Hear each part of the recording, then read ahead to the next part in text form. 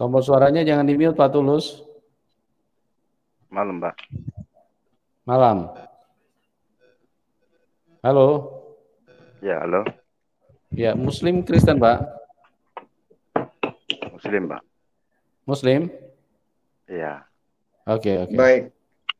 Kalau Muslim, izinkan saya bertanya ke Pak Tulus ya, Pak Tulus.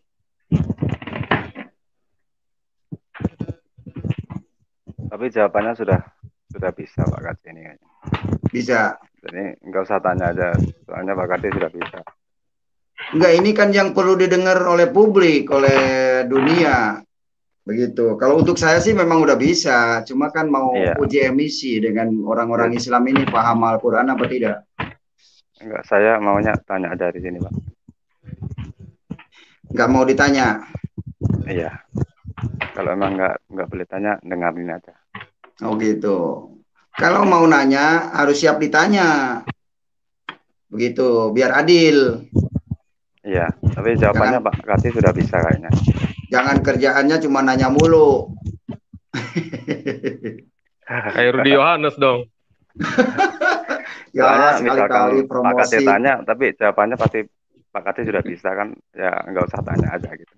Saya ingin berbagi kepada publik, bukan untuk diri pribadi saya. Kalau saya sih udah pasti, kalau mati masuk surga.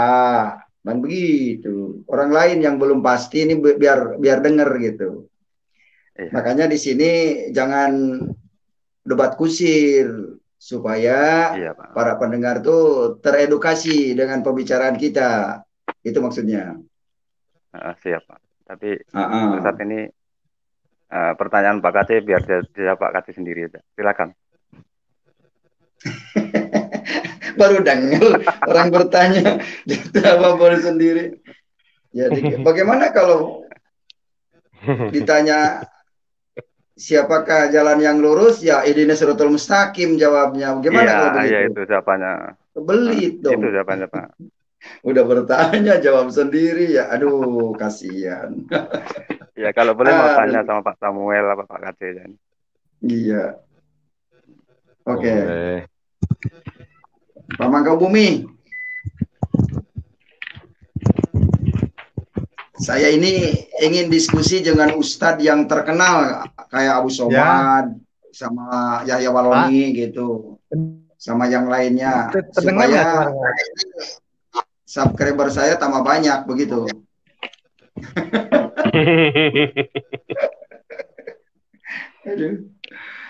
Pak Mangkubumi, mana dia? Amin, mudah-mudahan. Iya, mau saya tanya tentang tadi pepohonan yang ada di sorga, ada 2 jenis, namanya apa aja?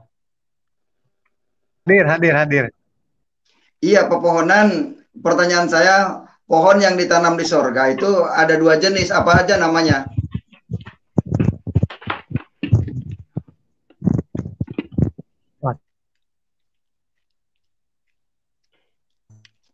Udah kejawab belum? Saya kurang tahu. Oh, kurang tahu. Oh, maaf kalau begitu. Udah. Udah apa? Ya. Gitu. Iya, nggak apa-apa. Iya. Saya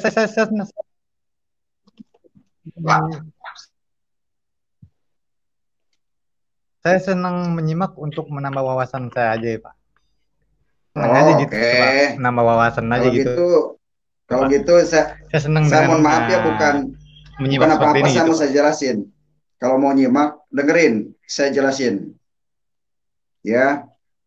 Makanya saya boleh ya? Aja gitu. Tapi jangan tersinggung kalau saya yang jelasin lagi. Ya, silakan. Baik. Saya senang bener, Pak. Saya senang bener kalau gitu. Iya, apapun itu saya tangkap, saya terima. Tapi tidak marah ya? Ya, senang saya malah. Ya, insya Allah saya tidak marah. Oke, terima kasih. Nabi yang dekat dengan Allah, ganti pertanyaannya. Nabi yang didekatkan kepada Allah siapa namanya? Iya. Nabi Muhammad. Boleh. Menurut Anda Nabi Muhammad, oke. Tapi saya akan tunjukkan Al-Quran surat Ali Imran ayat 45. Ya. Ya, silakan. Surat 3 Ali Imran ayat 45. Bisa dibuka ya? Ya, sebentar.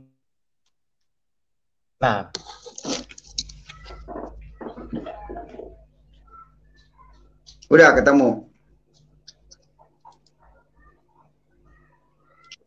Belum? Bacakan saja mungkin Pak Aceh. Belum.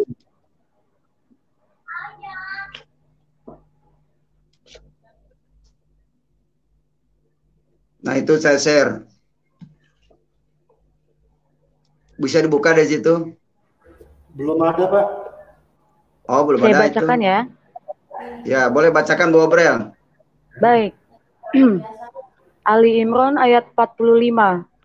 Sesungguhnya Allah menyampaikan kabar gembira kepadamu tentang sebuah kalimat atau firman darinya, yaitu seorang putra namanya Al-Masih Isa putra Maryam, seorang terkemuka di dunia dan di akhirat, dan termasuk orang-orang yang didekatkan kepada Allah, gitu Pak Aceh. Silakan Pak. Baik, terima kasih Bu Obrel. Nah, Pak Mangkubumi, apa yang mendasari Anda mengatakan bahwa Nabi Muhammad orang yang dekat dengan Allah? Itu pertanyaannya lagi. Karena saya Islam, saya memilih junjungan saya, begitu. Nggak masalah. Yang penting Anda punya dasar nggak, punya dalil nggak? Ya, kalau untuk itu sih enggak. Soalnya saya sebenarnya saya kurang paham tentang agama. Cuma saya senang aja kalau untuk diskusi-diskusi seperti ini, Pak. Jadi menambah wawasan aja begitu. Oke. Jadi supaya tidak cinta buta, maka saya tunjukkan itu ayatnya tadi. Menurut 3 Ali Imran ayat 45, ternyata yang didekatkan kepada Allah itu namanya Isa Al-Masih. Begitu. Iya, di sini saya baca. Ya? Nah, jelas. Nah, terus sekarang pertanyaan kedua. Saya kasih surat 3 Ali Imran ayat 55. Yang kembalinya kepada Allah siapa? Ya. Coba Bu Alburel dibacakan lagi ayat 55-nya.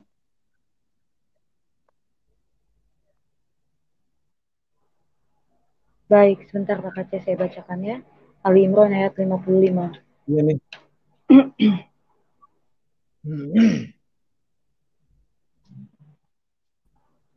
Baik, saya bacakan Ali Imran ayat 55. Dalam kurung, ingatlah ketika Allah berfirman. Baik, ingatlah ketika Allah berfirman, hai Isa, sesungguhnya aku akan menyampaikan kamu kepada akhir ajalmu dan mengangkat kamu kepadaku, serta membersihkan kamu dari orang-orang yang kafir dan menjadikan orang-orang yang mengikuti kamu di atas orang-orang yang kafir hingga hari kiamat. Begitu Pak Aceh. Silakan Pak. Kemudian hanya kepada akulah kembalimu. Iya, ini saya. Sekarang silakan. Pak Mangkubumi setelah tahu ayat itu, ternyata yang didekatkan kepada Allah, si orang terkemuka di dunia dan di akhirat, dan kembalinya kepada Allah, itu namanya Isa Al-Masih, bukan Muhammad bin Abdullah. Nah, sekarang tinggal kesimpulan Pak Mangkubumi mau ngikutin dia atau tidak gitu. Gimana sekarang menurut Pak Mangkubumi? Secara pribadi ya. Saya secara pribadi saya selalu mengikuti Quran secara pribadi. Nah, itu ada di Quran. Jadi kan penjelasannya. Sharing aja kita sharing. Kita sharing aja gitu Pak ya. Iya, biar Anda ini dapat ilmu gitu. Ya, itu kan saya tidak mau Al-Quran, debat Pak. Itu kan di Al-Quran tadi. Ya. Iya. Iya, kata Al-Quran yang dekatkan Isa. Iya, saya juga tidak akan membaca Al-Quran. Iya, iya, betul itu. Berarti percaya ya bahwa orang yang dekat dengan Allah itu Isa, dan yang kembali kepada Allah adalah Isa dan pengikutnya. Iya. Nah, pertanyaan saya lagi ke Pak Mangkubumi, kesimpulannya begini. Apakah Pak Mangkubumi mau mengikuti Isa?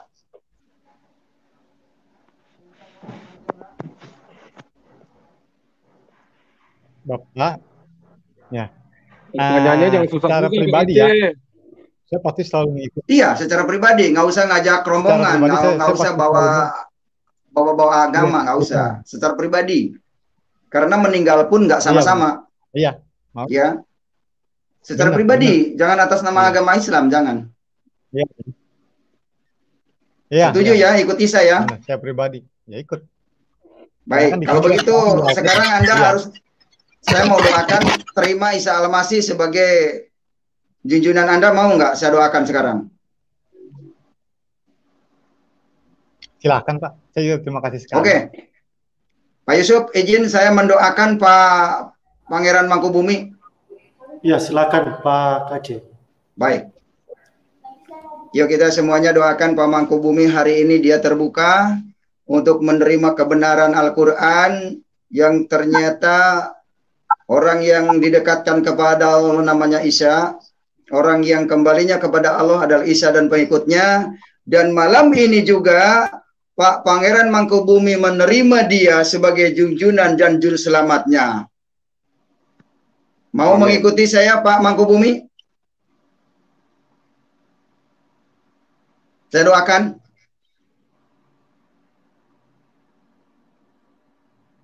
Belum mau? Atau sudah mau?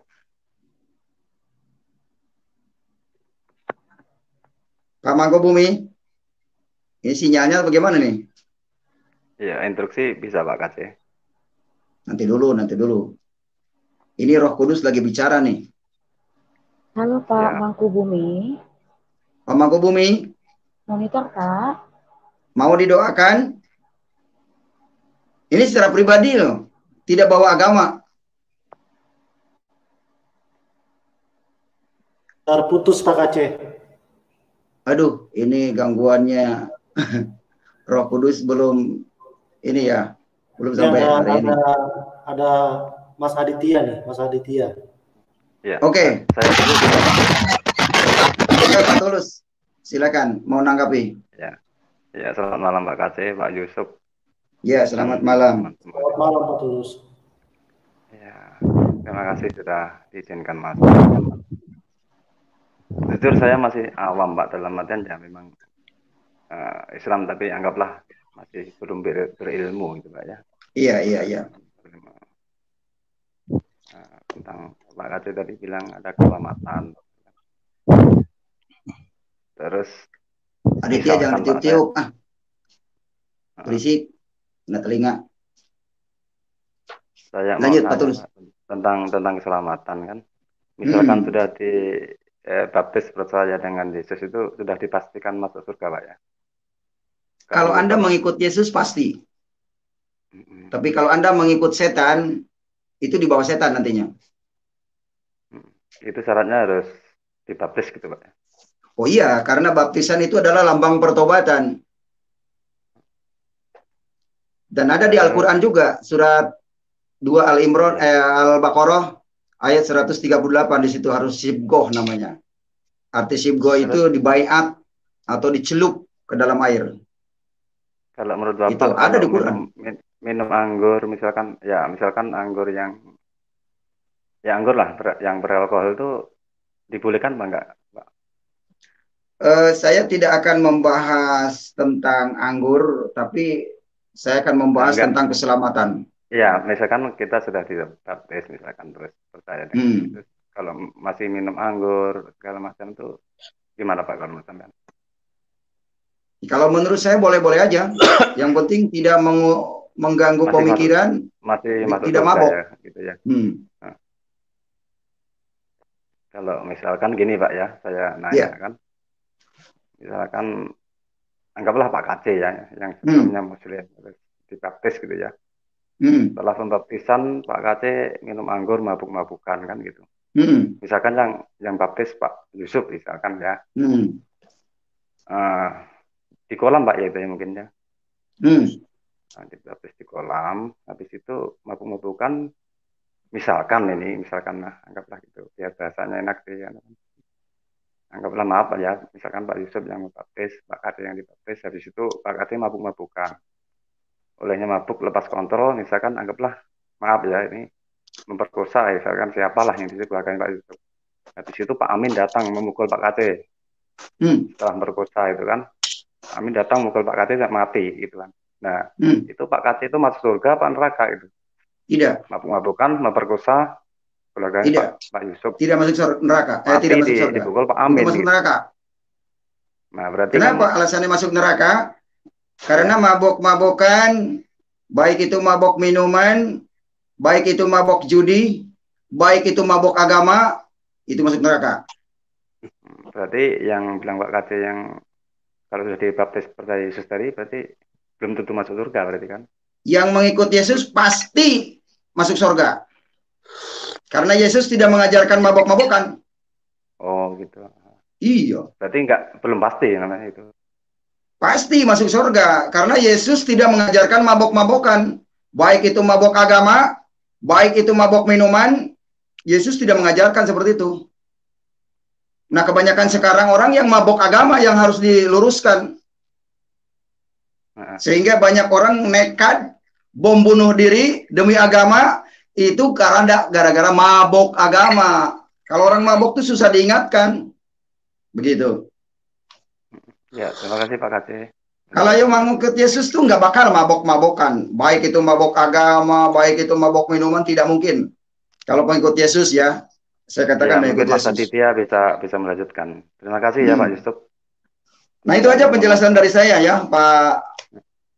Oke, Tulus. Terima kasih Pak. Mudah-mudahan jadi terima kasih Pak pertimbangan. Yusuf. Selamat malam, saya live dulu. Selamat malam, Pak. Terima kasih Pak Tulus.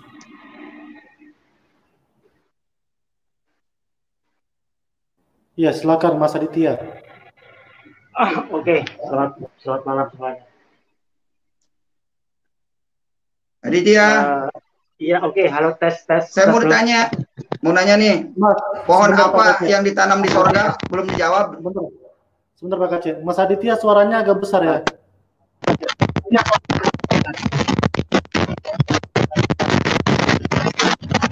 Suaranya berisik sekali, Pak. Suaranya berisik sekali. Ini rekamannya tolong dicabut dulu. Harus hati-hati dengan Aditya ini. Jangan di-record Pak Aditya, tidak boleh. Dimatikan dulu Pak Aditya. Jangan di-record Pak. Tidak boleh. Ya, silakan.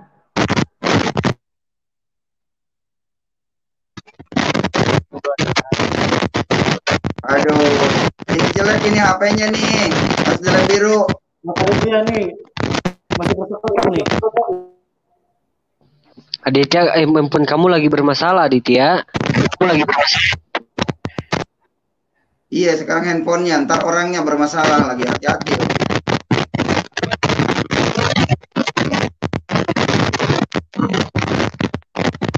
Tidak bisa Pak Aditya, mohon maaf sekali Pak Aditya, tidak bisa Pak. Nggak bisa.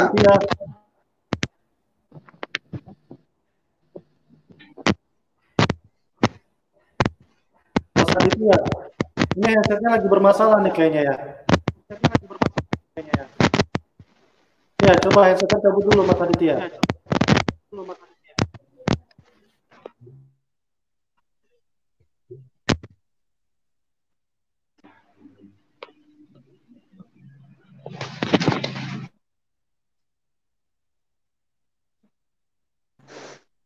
Aditya mikrofonnya tuh Aditya, headsetnya Aditya, perbaiki dulu.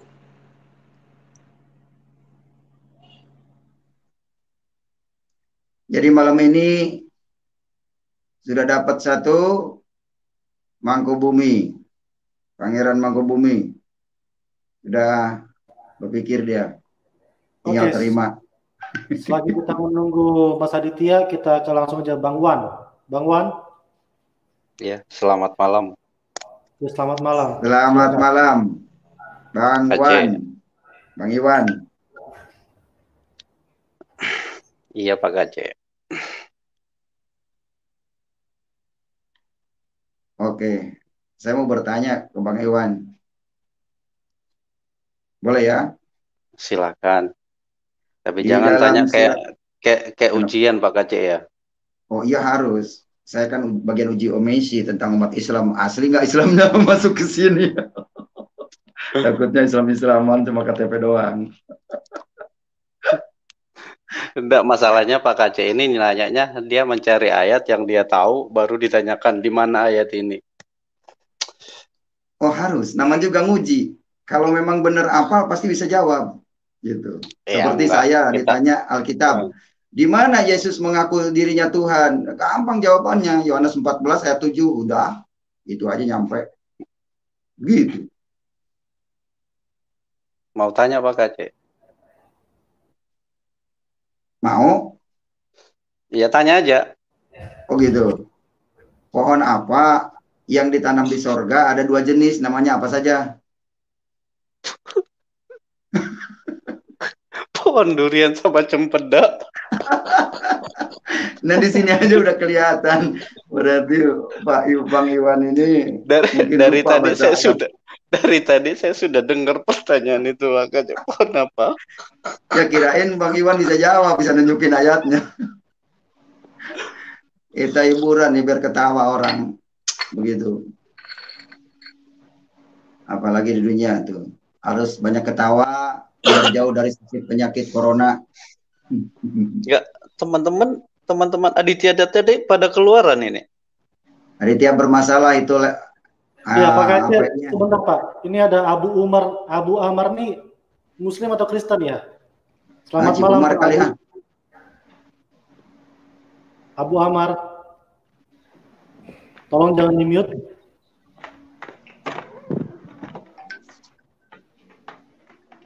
Abu Amar. Mic-nya tolong dibuka. Halo. Abu Amar. Abu Amar Ma'ruf. Halo sekali lagi, Abu Amar. Mic-nya tolong dibuka. Abu Amar. Jangan di-mute. Oke, silakan Bang Iwan. Oke, lanjut Bang Iwan. Ya. Jadi di dalam surat 55 Ar-Rahman ayat yang ke-56 di sini dikatakan ayat yang ke-68 di sini dikatakan ada 2 pohon yang ditanam di surga itu. Yang pertama namanya pohon kurma. Yang kedua pohon delima. Jadi nanti kalau orang masuk surga itu akan kenyang kurma dengan delima. Ditambah bidadari yang jeli lagi. Bermata jeli. Saya mau tanya Pak Aceh, bisa ya? Iya. Tapi ya sekali lagi ini pastinya masalah ketuhanan ya. Iya, boleh. Enggak gini, apa ya? Itu kalau yang melekat pada diri Yesus itu ketuhanannya itu rohnya atau dagingnya atau apanya Pak Aceh? Enggak, masalahnya kan gini, setiap beberapa dalam ayat di Alkitab itu yang mengatakan utusan ataupun apa, rasul, nabi ataupun apa. Nah itu di teman-teman memahaminya itu bahwa kedagingannya gitu loh. Kedagingannya. Terus kemudian yang bersifat keilahian Tuhan itu yang ada di Yesus, yang melekat di Yesus apanya? Ada 2 pertanyaan berarti ya? Iya. Baik kece jawab ya. Pokoknya kece jawab Pak Iwan. Silakan. Kece akan menjawab pertanyaan Pak Iwan. Yang pertama, keilahiannya Yesus itu roh. Kemudian yang kedua, kemanusiaan Yesus adalah tubuh. Jadi roh dan tubuh bersatu. Kemudian di mana keilahiannya? Kasih. Yesus tidak mengajarkan pelit. Makanya Bang Iwan kalau ngomong seperti ini harus siap-siap nanya rekening ke Muhammad Kacek. Biar nggak pelit. Ya, kirim dulu. THR belum masuk. THR belum masuk, itu dia. Pak Kacek. Betul. Jadi itulah jawaban Kacek ya. Jelas ya? Enggak. Oke. Misalnya gini, kalau misalnya Yesus pada waktu di dunia itu melakukan hal-hal yang memang tidak mencerminkan keilahian, keilahian itu termasuk perbuatan keterbatasan Yesus sebagai manusia, atau ada ini memang rencana keilahian Yesus di dalam roh Yesus itu sendiri? Jadi Yesus bertindak itu adalah mencerminkan keilahiannya. Contoh, di Bismillah aja dengan menyebut nama Allah. Sifat Allah itu pengasih dan penyayang. Rahman, Rahim. Nah itu sifat Allah. Kalau orang hidup di dunia tidak mengenal sifat itu, maka orang itu jauh dengan ilahi. Jauh dengan Allah. Apalagi pelit, apalagi suka marah-marah, ngamuk-ngamuk, apalagi ngancam-ngancam yang murtad, itu jauh dengan ilahi. Gitu. Enggak, maksud saya gini Pak Kacek, misalnya Yesus melakukan hal-hal yang persis seperti kemanusiaan, misalnya makan, lapar, tidak mengetahui sesuatu. Apakah roh keilahian Yesus itu pada saat itu ada di ini enggak? Ada melekat pada Yesus enggak? Oh, melekat. Kan soal makan itu kemanusiaannya, karena makan itu adalah membangun tubuh yang disebut bait Allah. Yesus itu adalah tubuhnya, wadahnya itu Yesus. Tapi namanya tetap Yesus. Orangnya itu wadah. Ibarat beginilah, kita mau minum air laut, tidak mungkin langsung disedot begitu kan, setidaknya kan diambil segelas gitu. Iya. Misalnya demikian begini, yang pada waktu Yesus yang pada waktu Yesus tidak mengetahui tentang pohon ara itu berbuah atau tidak, yang pas mengutuk pohon ara itu ada andilnya keilahian Yesus enggak? Oh, ada. Enggak, maksudnya yang menyuruh mengatakan itu, atau Yesus sendiri kedagingannya? Itu kemanusiaannya, karena kalau tidak berbuah tidak berarti. Enggak, masalahnya gini Pak Kacek, di dalam tubuh manusia itu kan ada roh. Roh itu kan faktor utama, faktor penting dalam kita melakukan sesuatu hal. Iya kan? Terus? Ya enggak, pada waktu Yesus mengutuk pohon ara itu, roh yang melekat dalam diri Yesus itu punya andil nggak mengatakan itu? Oh iya, karena tanpa roh Tuhan, ya Yesus juga nggak bergerak. Karena Yesus itu ada sama dengan pohon. Artinya begini, makhluk yang dihidupkan, ya sama dengan saya juga. Kalau tanpa roh Tuhan tidak mungkin bisa berbicara, bisa makan, bisa hidup.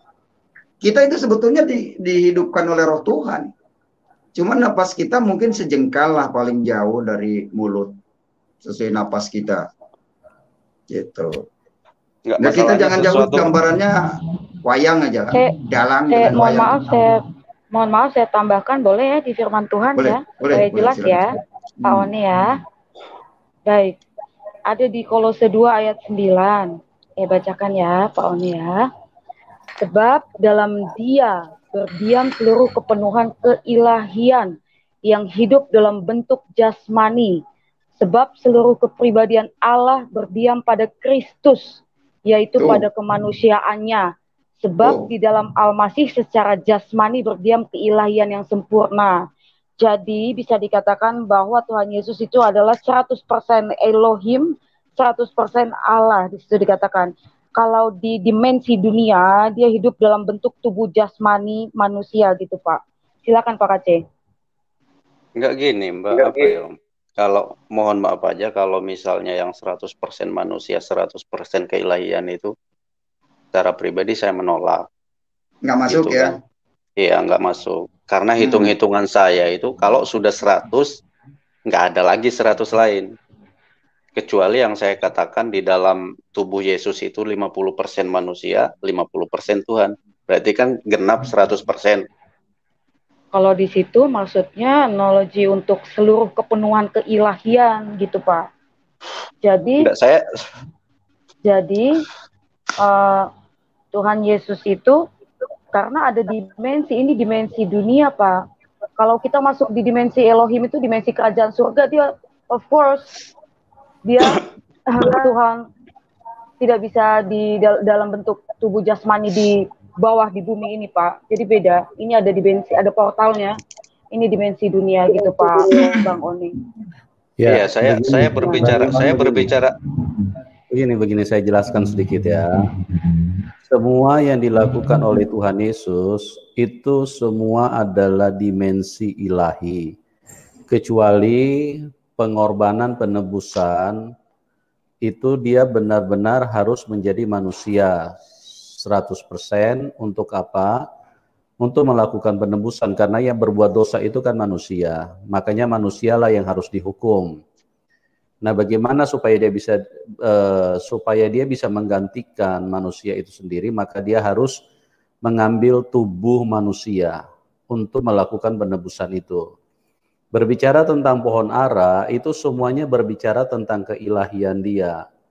Karena firman Tuhan itu sempurna. Jadi semua itu di dalam Alkitab, Bang Iwan, itu ada historisnya itu sangat jelas, satu arah. Dari Kejadian sampai Wahyu itu satu arah.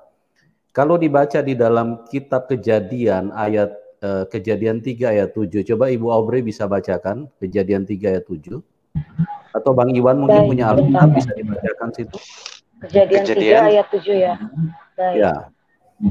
Kejadian 3 ayat 7.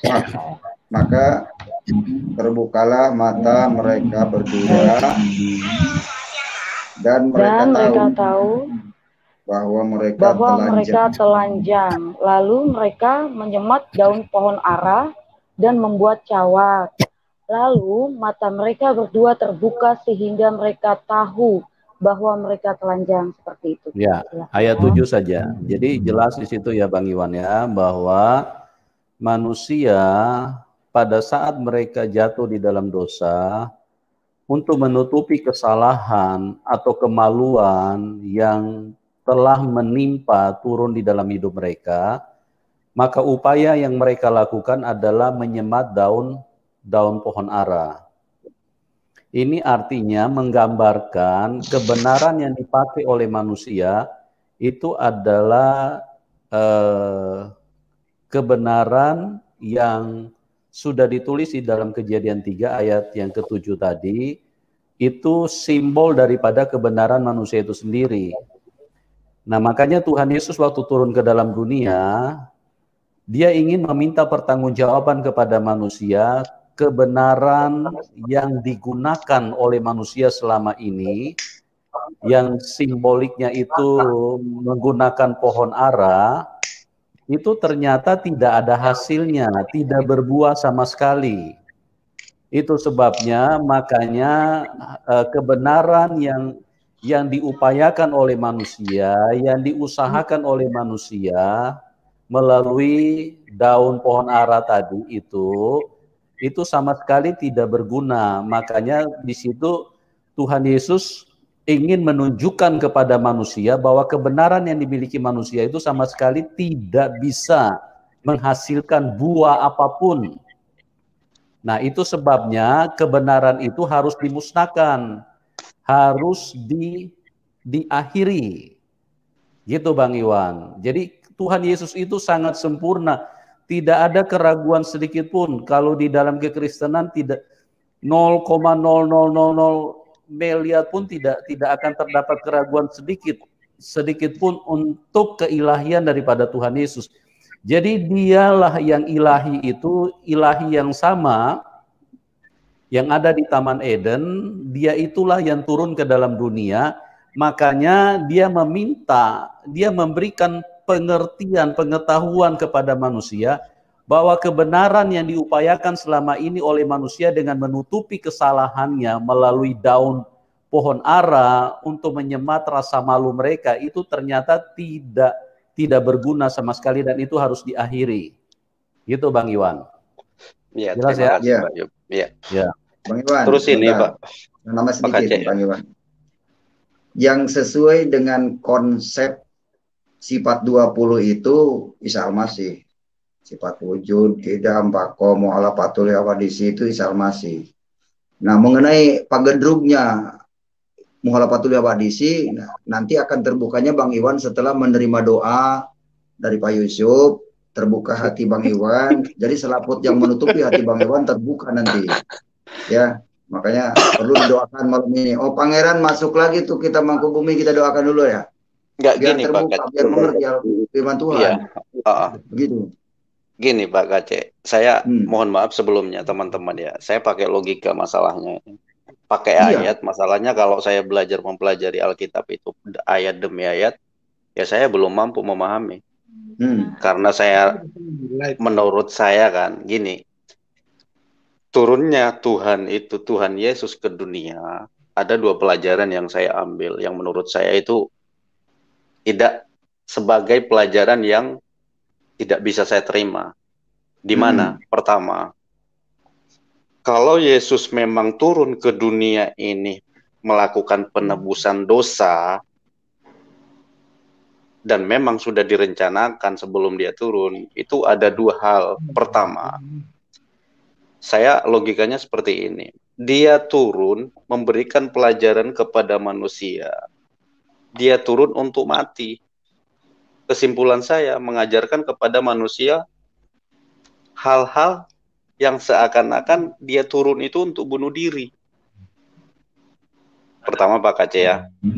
Terus yang kedua, pertanyaan saya, itu lah iya kan, memang dia turun sudah direncanakan untuk mati, menebus dosa. Turun untuk bunuh diri. Itu yang pertama. Terus yang kedua, kalau misalnya memang sudah direncanakan turun, menumpahkan darahnya sendiri untuk melakukan penebusan dosa manusia, lantas yang menyalib ini berdosa atau tidak?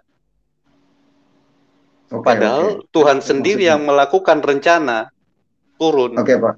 Seharusnya berterima kasih kepada orang-orang yang menyalib dia. Harusnya tidak berdosa dong. Begini Bang Iwan. Yang pertama, kita harus tunduk dulu kepada Tuhan. Jadi logika kita yang harus tunduk kepada Tuhan. Jangan Tuhan harus tunduk kepada logika kita. Nggak masuk. Contoh. Mohon maaf Pak Kace. Ini saya contohkan. Ya. Musa dikejar Fir'aun, cuma mengangkat tongkat belah laut. Itu Tuhan mau. Iya. Ya, itu logikanya. Terus begini, kita harus lepas dulu dari terkutuk. Karena kita ini sekarang ini masih terkutuk. Karena Yeremia 17 ayat 5 mengatakan, terkutuklah orang yang mengandalkan manusia, mengandalkan kekuatannya sendiri. Nah itu kita harus lepas dulu dari kekutukan itu. Jangan mengandalkan otak manusia, logika manusia. Tapi kita harus berserah diri kepada Tuhan, baru akan mengerti. Saya juga seperti itu Pak Iwan dulu, menentang terus dalam hati pikiran saya. Tapi setelah saya tunduk kepada aturan Tuhan, berserah, mengerti. Begitu. Gak masalah Pak Iwan sekarang. Tapi gini Pak Kace, di dalam ayat Alkitab kan ada yang mengatakan, ujilah semua ya. Ujilah segala sesuatu. Benar. Untuk menguji itu sendiri, kita kan pakai logika nih. Kita pakai logika. Makanya saya katakan turunnya Yesus melatar belakangi Yesus turun ke dunia. Logika saya sudah menolak. Karena saya mau mengambil pelajaran dari situ. Kalau dia memang merencanakan turun untuk mati, berarti kan bunuh diri, kesimpulan saya. Terus yang kedua, itu kesimpulan Pak Iwan ya. Iya, itu kesimpulan saya ya. Atas pelajaran yang bisa saya petik dari situ. Terus yang kedua, kalau misalnya memang dia direncanakan turun, terus dibunuh orang, loh, apakah yang membunuh itu berdosa? Kan dia sendiri yang merencanakan. Dia berdosa atau kira-kira dapat pahala? Jadi begini,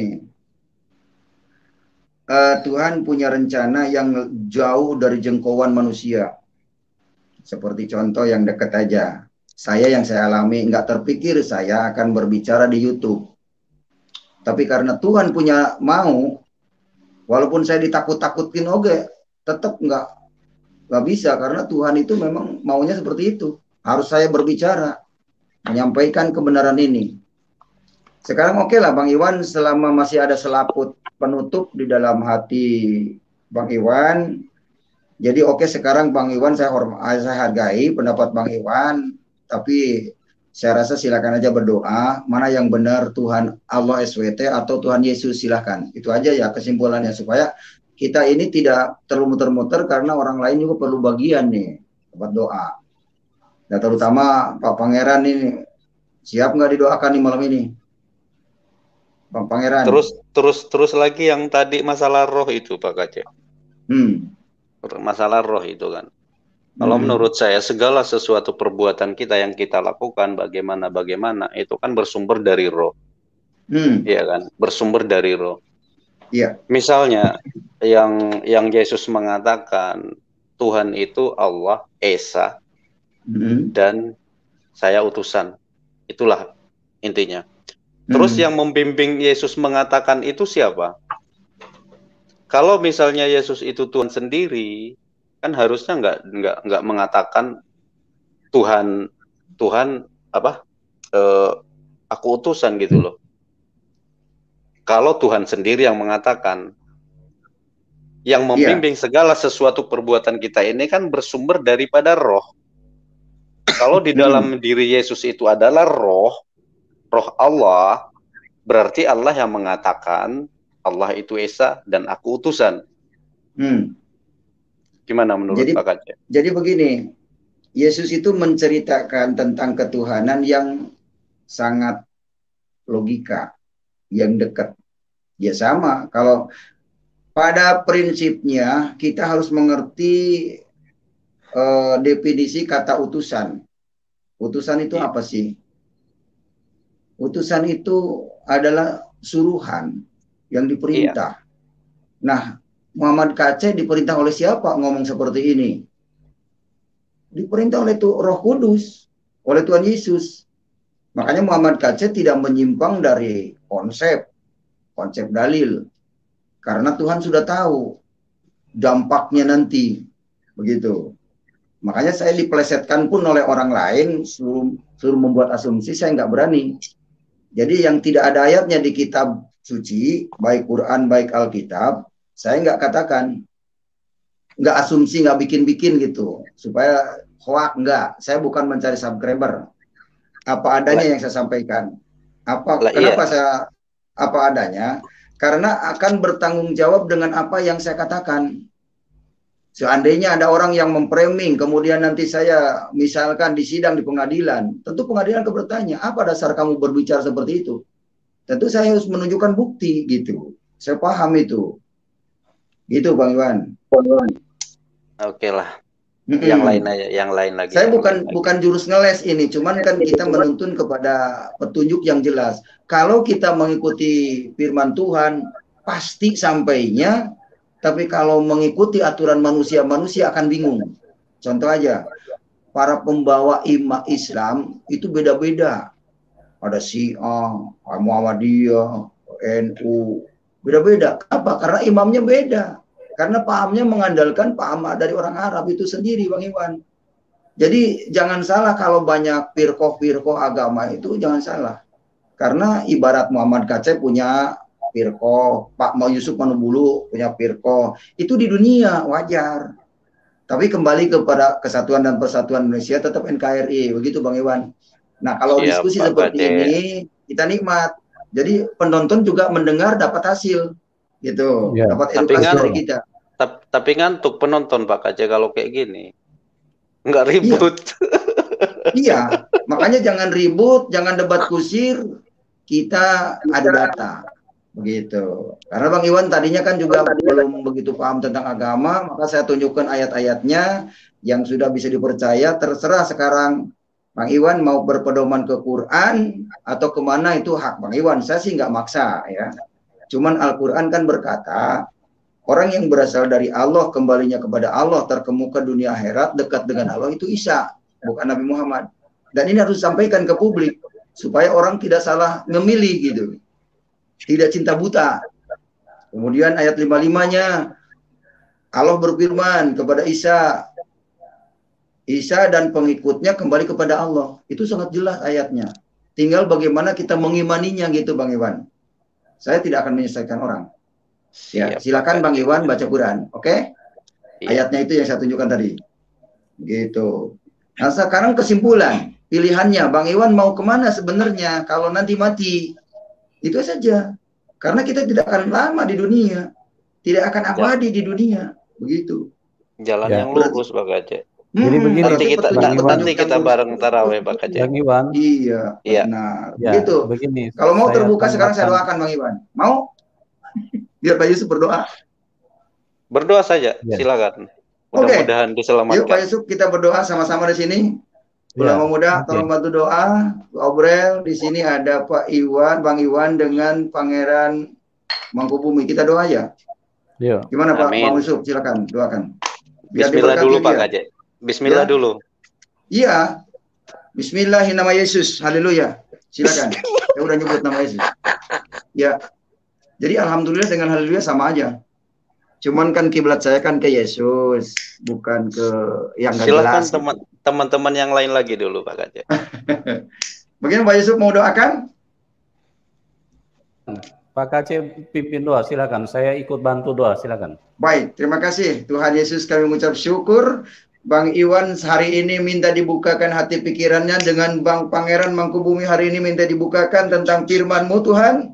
Yesus adalah benar-benar Tuhan yang ajaib dan kuasa. Hari ini juga selaput-selaput yang menutupi hati mereka, tolong bukakan kepada firman-Mu Tuhan. Kami percaya Engkau berkuasa, kami percaya Engkau bekerja malam hari ini. Hanya di dalam nama Yesus yang kuasa dan ajaib, terbukalah semuanya dunia ini. Haleluya. Amin. Amin. Lanjut. Silakan diskusi lanjut.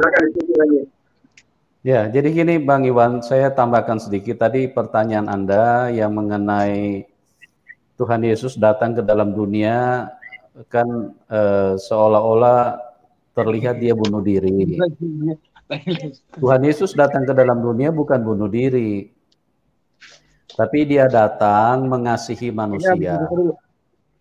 Karena manusia ini di dalam dunia ini semuanya sudah jatuh di dalam dosa.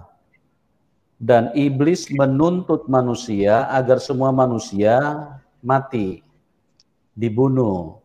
Yohanes 10 ayat 10, pencuri datang hanya untuk mencuri, membunuh, dan membinasakan.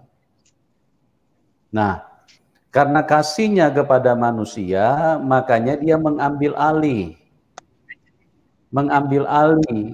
hukuman yang seharusnya dijatuhkan kepada manusia. Itu ditimpakan kepada Tuhan. Jadi Tuhan Yesus itu datang bukan untuk bunuh diri, tapi karena dia begitu mengasihi, dia begitu sayang kepada manusia, supaya apa?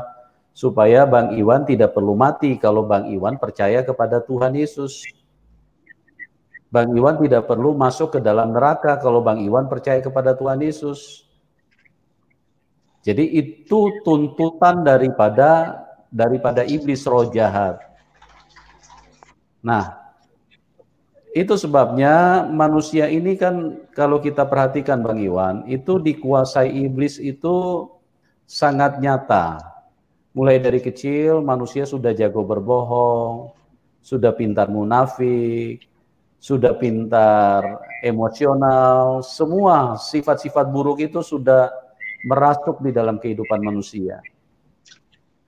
Oleh karena di dalam firman Tuhan itu jelas, upah dosa adalah maut. Nah, itu tuntutan iblis supaya manusia itu dibunuh oleh iblis. Iblis itu kerjaannya membunuh manusia. Makanya Tuhan Yesus itu sudah mengingatkan manusia pertama dari Taman Eden. Jangan kamu makan buah itu, kalau kamu makan kamu akan mati. Karena iblis pada saat manusia memakan itu berarti manusia mengikuti iblis. Nah, iblis akan membunuh manusia. Jadi begitu Bang Iwan. Jadi bukan Tuhan Yesus datang bunuh diri, bukan, dan juga bukan Tuhan Yesus itu harus berterima kasih kepada orang yang membunuhnya, tidak.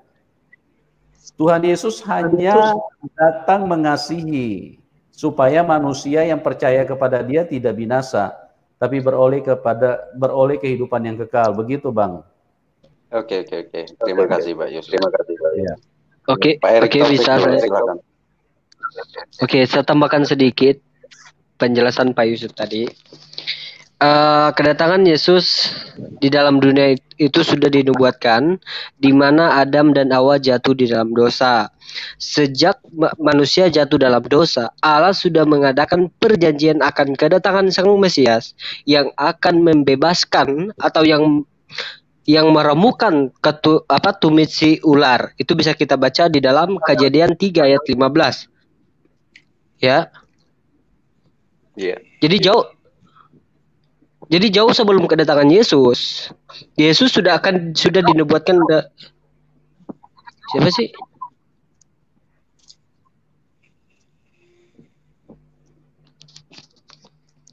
Jauh sebelum Yesus datang, Yesus sudah dinubuatkan akan kedatangan Sang Mesias yang akan menebus dosa manusia. Itu yang pertama. Dan yang kedua, ketika Abraham menguji keimanan Abraham, Allah menyuruh anaknya Ishak dikorbankan sebagai korban persembahan kepada Allah. Tapi setelah Abraham mengambil Ishak dan dibawanya di tempat di mana Tuhan menunjukkan pengorbanan dan persembahan Ishak kepada Allah. Tapi apa yang terjadi? Yang terjadinya anak Abraham yang tunggal yaitu Ishak tidak jadi dikorbankan karena Allah sudah menjanjikan akan kedatangan Sang Mesias yang menjadi korban sebagai penebus dosa bagi kita. Dan hal ini melambangkan akan kedatangan Sang Mesias yang menggantikan anak Abraham yang dikorbankan itu. Kita bisa baca di dalam 1 Yohanes pasal yang pertama ayat 29, di mana Yohanes Pembaptis melihat Yesus, dia berkata, "Lihatlah anak domba Allah yang menghapus dosa dunia." Yesus itulah yang menjadi korban buat kita. Di dalam Ibrani pasal 10 ayat 9 sampai 10 sangat jelas bahwa Yesus itu seumpama domba yang dipersembahkan kepada Allah, dan dialah yang berkenaan kepada Allah sebagai pendamai antara manusia dengan Allah.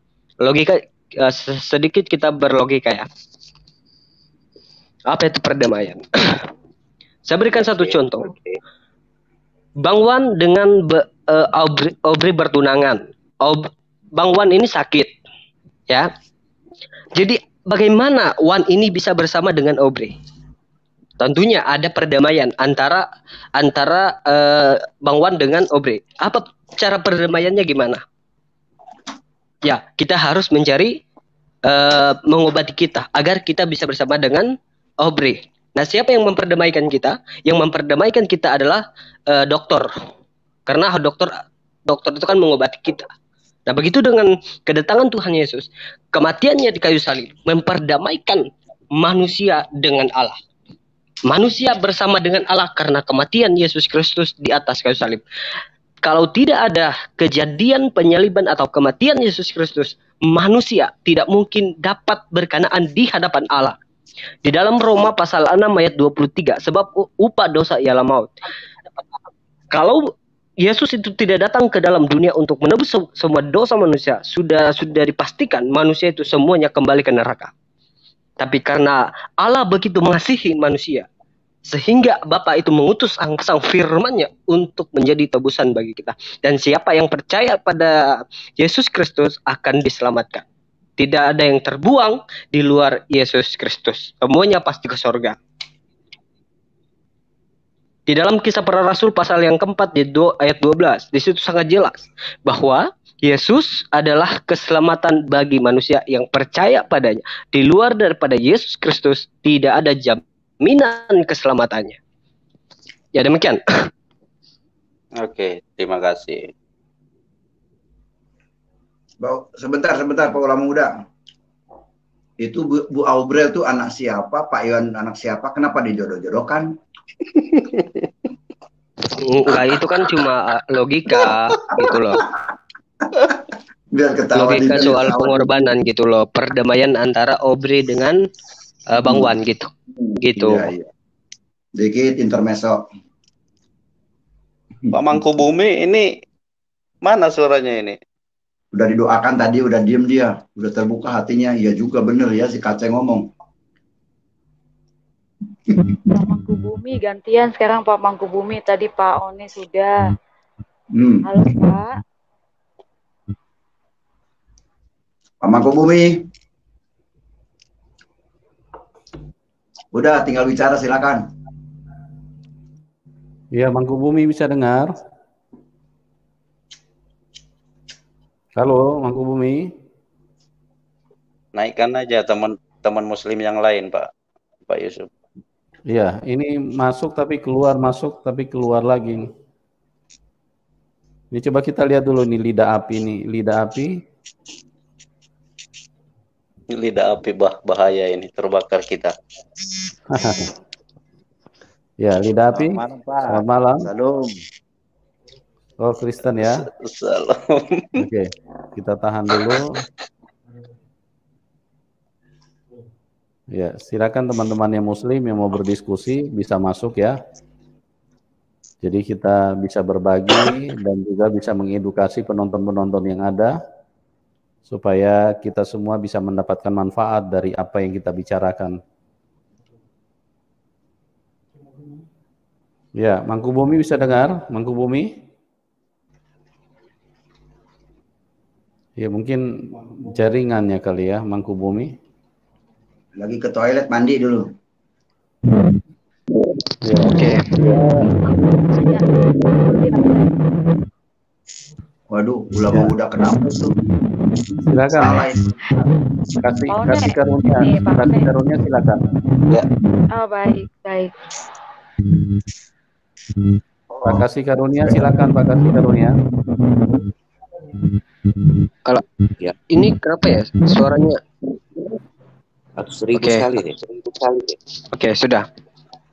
Siapa dulu? Pak Kasih Karunia atau saya? Kasih Karunia dulu, Pak Kasih Karunia dulu. Oke. Ya. Mengenai keselamatan tadi ya. Jadi begini, memang menarik sekali ya Bang Wan ini.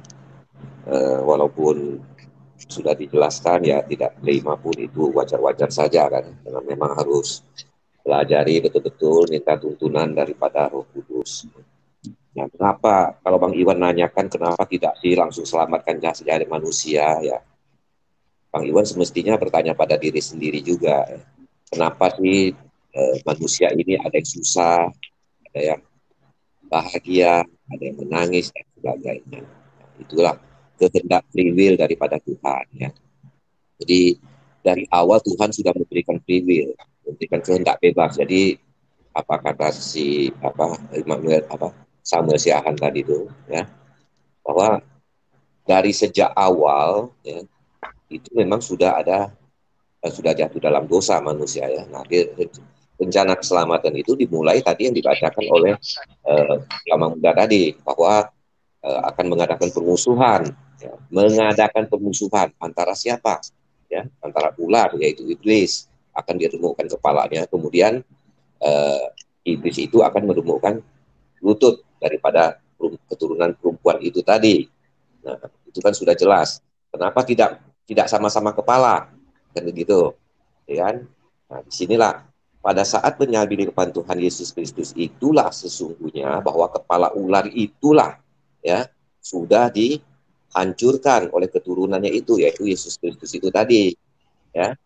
Nah, memang dalam hal ini ada ular itu juga, iblis itu yang meremukkan lutut ya, dalam arti tidak sampai musnah ya kan. Memang itulah misi kedatangan Tuhan Yesus Kristus itu adalah untuk menyelamatkan umat manusia. Nah, kenapa harus jadi manusia? Ya, yang diselamatkan kan manusia.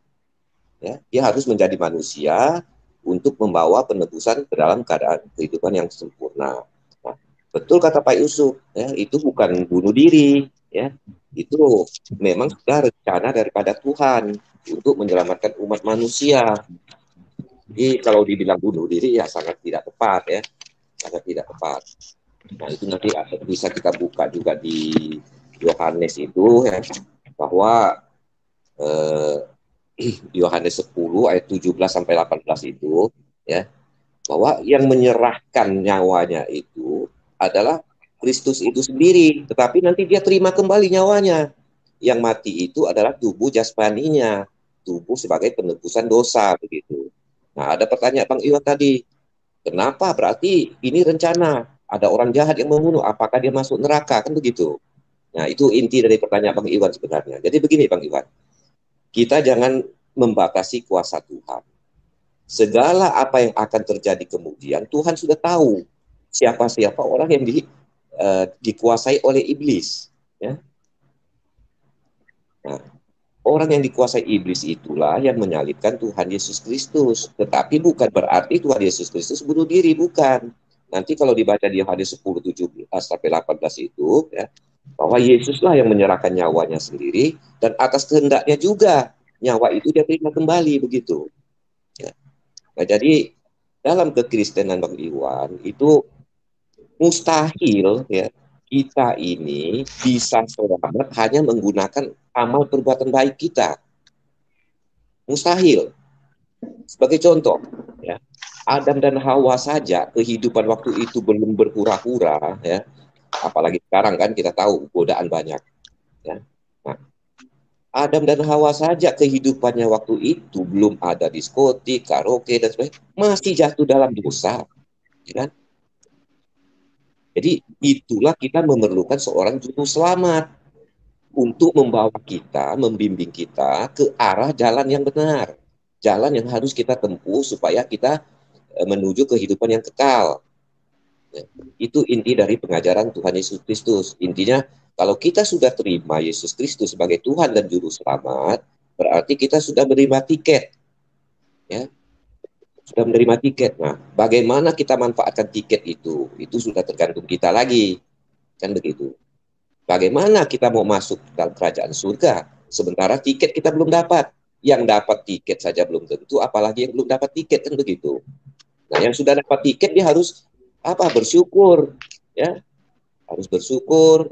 Dia sudah diselamatkan, dia juga harus menyelamatkan orang lain, baru berbuat baik, ya, bersyukur dan berbuat baik. Nah, itu intinya. Begitu Bang Iwan, terima kasih. Oke, kita sapa dulu ini DM Channel. Selamat malam DM Channel. Ya. Kita dengar. Malam semuanya. Ya. Salam. Shalom. Shalom, shalom. Ya, salam sadar. Oke, baik. Sekarang kita ke ulama muda. Silakan ulama muda. Oke, baik. Terima kasih karena sudah sampai ke pusingan saya. Pak Bang Wan, percaya Yesus itu Tuhan? Tidak, Bang. Tidak, Bang. Oke, tidak. Oke. Bisa kita bicara soal sifat Allah yang akan datang seperti apa? Atau bagaimana cara Allah datang pada hari kiamat? Oke. Bisa? Oke, bisa. Oke. Tolong Pak Bang Wan baca di surat 22 ayat yang ke-7. Ini bicara soal kedatangan Tuhan ya. Ya. Ya. Oke, silakan. Surat 22 ayat 7. Ya.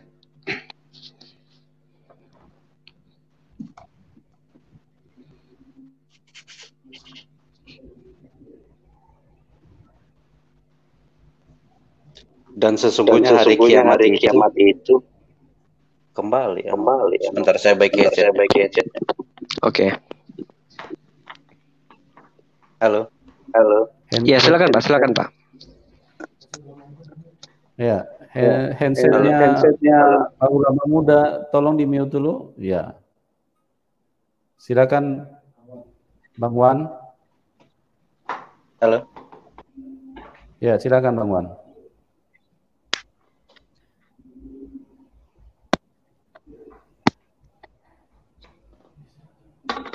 Bang Wan.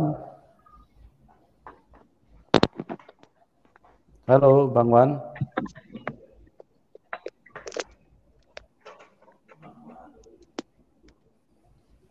Ya, Bang Iwan bisa dengar?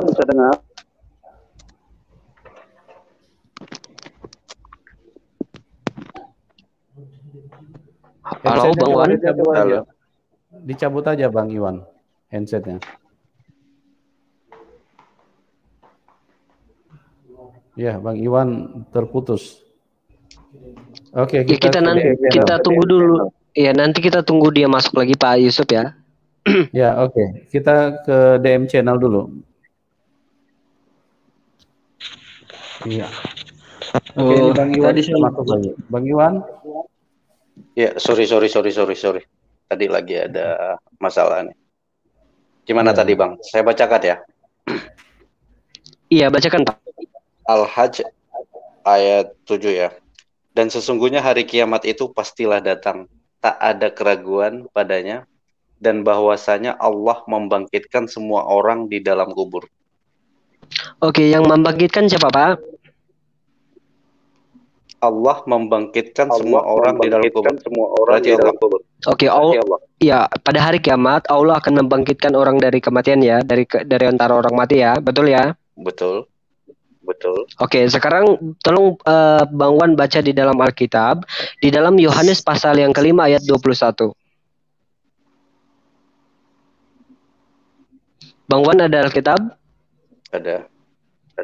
Oke, ya dibaca. Yohanes 5 ayat 21.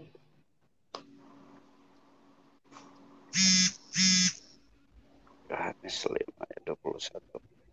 Sebab sama seperti Bapa membangkitkan orang-orang mati dan menghidupkannya, demikian juga Anak menghidupkan barang siapa yang dikehendakinya. Oke, tadi di Al-Quran Pak yang membangkitkan antara orang mati siapa Pak? Allah. Di sini di ayat di Yohanes pasal 5 ayat 21 yang membangkitkan orang dari kematian itu siapa Pak? Bapak dan orang-orang mati dan menghidupkannya, demikian juga Anak menghidupkan barang siapa yang dikehendakinya. Ya, kata anak di sini ini merujuk kepada Yesus Kristus. Bapa dan Yesus di sini membangkitkan Bapa dan Anak membangkitkan orang dari kematian. Nah, tadi kita sudah baca bahwa yang membangkitkan dari kematian adalah Allah. Nah, sekarang di sini di Yohanes 5 ayat 21, Yesus juga akan membangkitkan pada hari kiamat. Jauh sebelum Al-Quran menulis atau ada, Yesus sudah menyatakan demikian tentang kebangkitan. Oke, itu yang pertama. Yang kedua, Pak Bang Wan, tolong baca di surat Al-Baqarah ayat 210.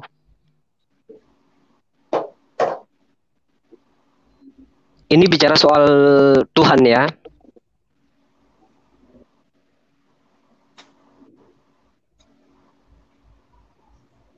Al-Baqarah 210.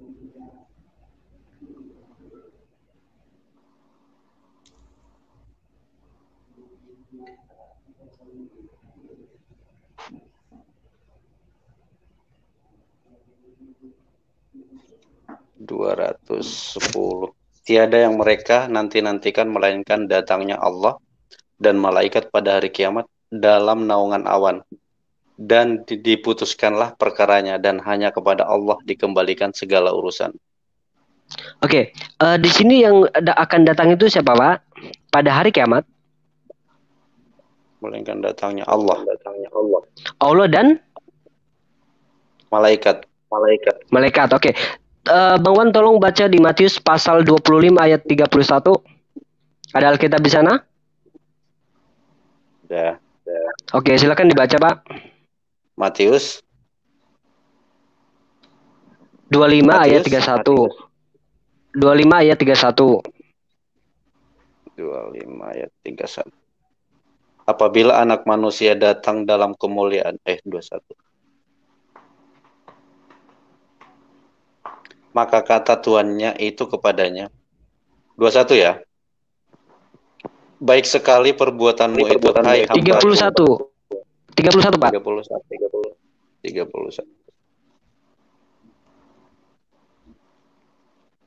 Apabila anak manusia datang dalam kemuliaannya dan semua malaikat bersama-sama dengan dia, maka ia akan bersemayam di atas tahta kemuliaannya. Oke, tadi surat Al-Baqarah ayat 210 yang datang siapa, Pak? Allah sama malaikat. Oke, yang datang di Matius 25 pada hari kiamat itu siapa, Pak? Matius 25 ayat 31 nih. Apabila anak manusia datang dalam kemuliaannya. Anak manusia itu siapa, Pak? Tahu nggak? Anak manusia datang. Ya, anak manusia siapa di situ? Anak manusia itu Yesus Kristus, Pak. Yesus Kristus. Pada hari kiamat dia akan datang dan dia akan diiringi oleh para malaikat. Sama seperti di Al-Qur'an yang tadi kita baca.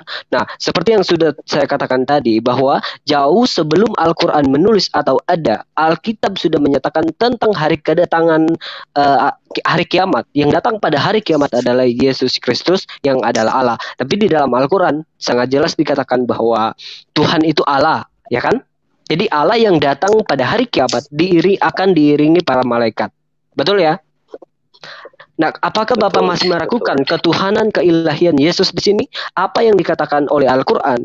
Kedua ayat tadi sudah dikatakan Yesus. Sedangkan Al-Qur'an baru kemarin sore muncul, Pak. Jauh sebelum Al-Qur'an ada, Yesus sudah menyatakan apa yang ditulis oleh Al-Qur'an, Pak. Apakah Bapak masih meragukan ketuhanan Yesus? Gini, Bang. Adanya Injil itu Al-Quran mengakui kalau di keimanan kami Injil ada, Taurat ada, itu dipercaya di Al-Quran. Tetapi hal-hal yang bertentangan dengan Al-Quran, kepercayaan kami sekarang, itu saya tidak menerima karena di dalam Al-Quran sendiri ya saya mengimani Al-Quran. Kalau saya menerima Injil yang tidak sesuai dengan Al-Quran, berarti saya tidak sepenuhnya mengakui Al-Quran. Nah, artinya kalau menurut saya sebenarnya ini masih bisa menentang dengan ayat saya. Kenapa? Karena pada dasarnya saya tidak mempercayai sepenuhnya Injil yang ada di Alkitab sekarang. Kecuali satu sebenarnya yang membuat saya ini. Kalau misalnya Anda bisa menunjukkan kesalahan yang memang tidak sesuai fitrah manusia ataupun kontradiksi di dalam kitab saya, itu kemungkinan boleh meragukan saya. Itu loh. Tapi kalau Anda memberikan kepercayaan, penjelasan, ketegasan dari Alkitab Anda sendiri, itu akan saya tentang dengan kitab saya. Kalau tidak sesuai, saya tetap memilih dengan kitab saya Al-Quran. Kecuali Anda tunjukkan di dalam Al-Quran mana yang salah, mana yang tidak sesuai dengan fitrah kehidupan itu sendiri. Oke, Bang Iwan. Berarti tadi ayat yang saya sampaikan Ali Imran itu Bang Iwan terima ya seutuhnya ya. Makanya yang mana? Tadi Ali Imran ayat 45 dan 55 itu diterima ya. Isinya apa, Kak? Tadi yang dibacakan untuk Bang Iwan kan Aubrer. Betul kan? Oke. Iya, terus? Tadi ya. Saya bacakan ulang. Bang Iwan, begini. Iya. Bang Iwan mau menanyakan tentang yang kontradiksi dalam Al-Quran. Coba Bang Iwan baca surat 17 Al-Isra ayat 1 dengan 2 dan 3. Di situ saya rasa ceritanya agak kontradiksi. Atau Bang Iwan mungkin punya pemahaman lain. Silakan dibuka surat 17. Baubrel surat 17. Dibukakan ayat 1, 2, dan 3. Di situ kalau menurut hemat saya itu kontradiksi. Tapi Al-Isra ayat berapa Pak Kacil? Surah 17 Al-Isra. Ayat 1, 2 dan 3 itu kontradiksi menurut saya. Atau beda misi maksud saya begitu. Ayat 1 dan 2. Dan sampai 3 ya. Maha suci Allah yang telah saya bacakan ya. Baik, silakan. Maha suci Allah yang telah memperjalankan hambanya pada suatu malam dari Masjidil Haram ke Masjidil Aqsa yang telah kami berkahi sekelilingnya, agar kami perlihatkan kepadanya sebagian dari tanda-tanda kebesaran kami. Sesungguhnya Dia adalah Maha mendengar lagi Maha mengetahui. Ayat 2, dan kami berikan kepada Musa kitab Taurat, dan kami jadikan kitab Taurat itu petunjuk bagi Bani Israel, dengan firman, janganlah kamu mengambil penolong selain aku, yaitu anak cucu dari orang-orang yang kami bawa bersama-sama Nuh. Sesungguhnya dia adalah hamba Allah yang banyak bersyukur. Maksud saya begini, ayat 1 tentang Isra Miraj Nabi Muhammad, tapi di situ pun tidak disebutkan nama Muhammadnya memang. Kemudian ayat kedua ceritanya tentang Musa. Ayat yang ketiga tentang anak cucunya Nuh. Jadi menurut saya 1 dan 2 itu tidak sistematik, tidak sinkron, atau tidak kesinambungan. Kalau menurut saya, ceritanya beda. Ayat 1 tentang Muhammad Isra Miraj, ayat yang kedua tentang Musa, ayat yang ketiga tentang cucu Nabi Nuh. Itu gimana itu? Mungkin ada penjelasan lain dari Bang Iwan, silakan. Gini Pak Kacil, di ayat 1 mengatakan, Maha suci Allah yang telah memperjalankan hambanya pada satu malam dari Masjidil Haram ke Masjidil Aqsa yang telah kami berkahi sekelilingnya, agar kami perlihatkan kepadanya sebagian dari tanda-tanda. Nah, di ayat 2, dan kami berikan kepada Musa kitab Taurat, itu termasuk bagian dari tanda-tanda. Ayat yang ketiga, anak cucu dari orang-orang yang kami bawa bersama Nuh, itu tanda-tanda. Itu masih termasuk, Pak Kacik, nyambung. Di atas, di ayat tadi kan mengatakan, yang mana tadi? Masjidil Haram ke Masjidil Aqsa yang telah kami berkahi sekelilingnya, agar kami perlihatkan kepadanya sebagian dari tanda-tanda. Di ayat yang kedua dan ketiga itu menyampaikan beberapa tanda-tanda, termasuk di kitab Taurat dan cucu Nuh. Itu kan tanda-tanda bagi umat yang akan datang, yang telah berlalu, yang lampau itu kita jadikan pelajaran. Itu kan masih sistematis kalau analogi saya ini. Oh ya udah, kalau itu pemahaman Bang Iwan seperti itu, kalau menurut saya itu beda konsep dan beda cerita. Menurut saya wajar Bang Iwan dengan saya beda paham sementara ya. Gitu. Jadi menurut saya beda konsep, karena ketika Isra Miraj ulama menjelaskannya itu sangat detail, ayat 1 saja, tidak menyinggung ayat 2 biasanya. Begitu. Jadi tentang Isra Miraj, Muhammad nawar sholat bolak-balik dari 50 menjadi 5 sehari semalam. Kan begitu, itu ceritanya ayatnya itu. Iya. Nah, makanya itu tidak mendetail menurut saya. Ya. Nah, kalau berbicara ayat, kita kan berbicara ayat yang ini. Kenapa disebutkan Musa kitab Taurat dan cucu Nuh? Karena di ayat yang satu memang dikatakan memperlihatkan sebagian dari tanda-tanda. Yang tanda-tanda itu adalah yang sudah terjadi. Itu bagian dari tanda-tanda yang sudah diperlihatkan. Kalau yang akan datang memperlihatkan. Itu kalau analogi saya Pak Kacik. Kalau yang akan datang akan memperlihatkan, tapi kalau tanda-tanda yang sudah berlalu diperlihatkan, itu masih nyambung kalau bagi saya. Silakan Mas, siapa? Bang DM Channel, silakan DM Channel. Bang Wan, Bang Wan, kita kasih kesempatan dulu Pak Samuel. Pak Samuel, Pasiaan. Shalom. Iya, shalom Pak. Enggak apa-apa Pak, silakan aja dulu. Saya lagi ada ini, lagi mau masak. Oke, DMC.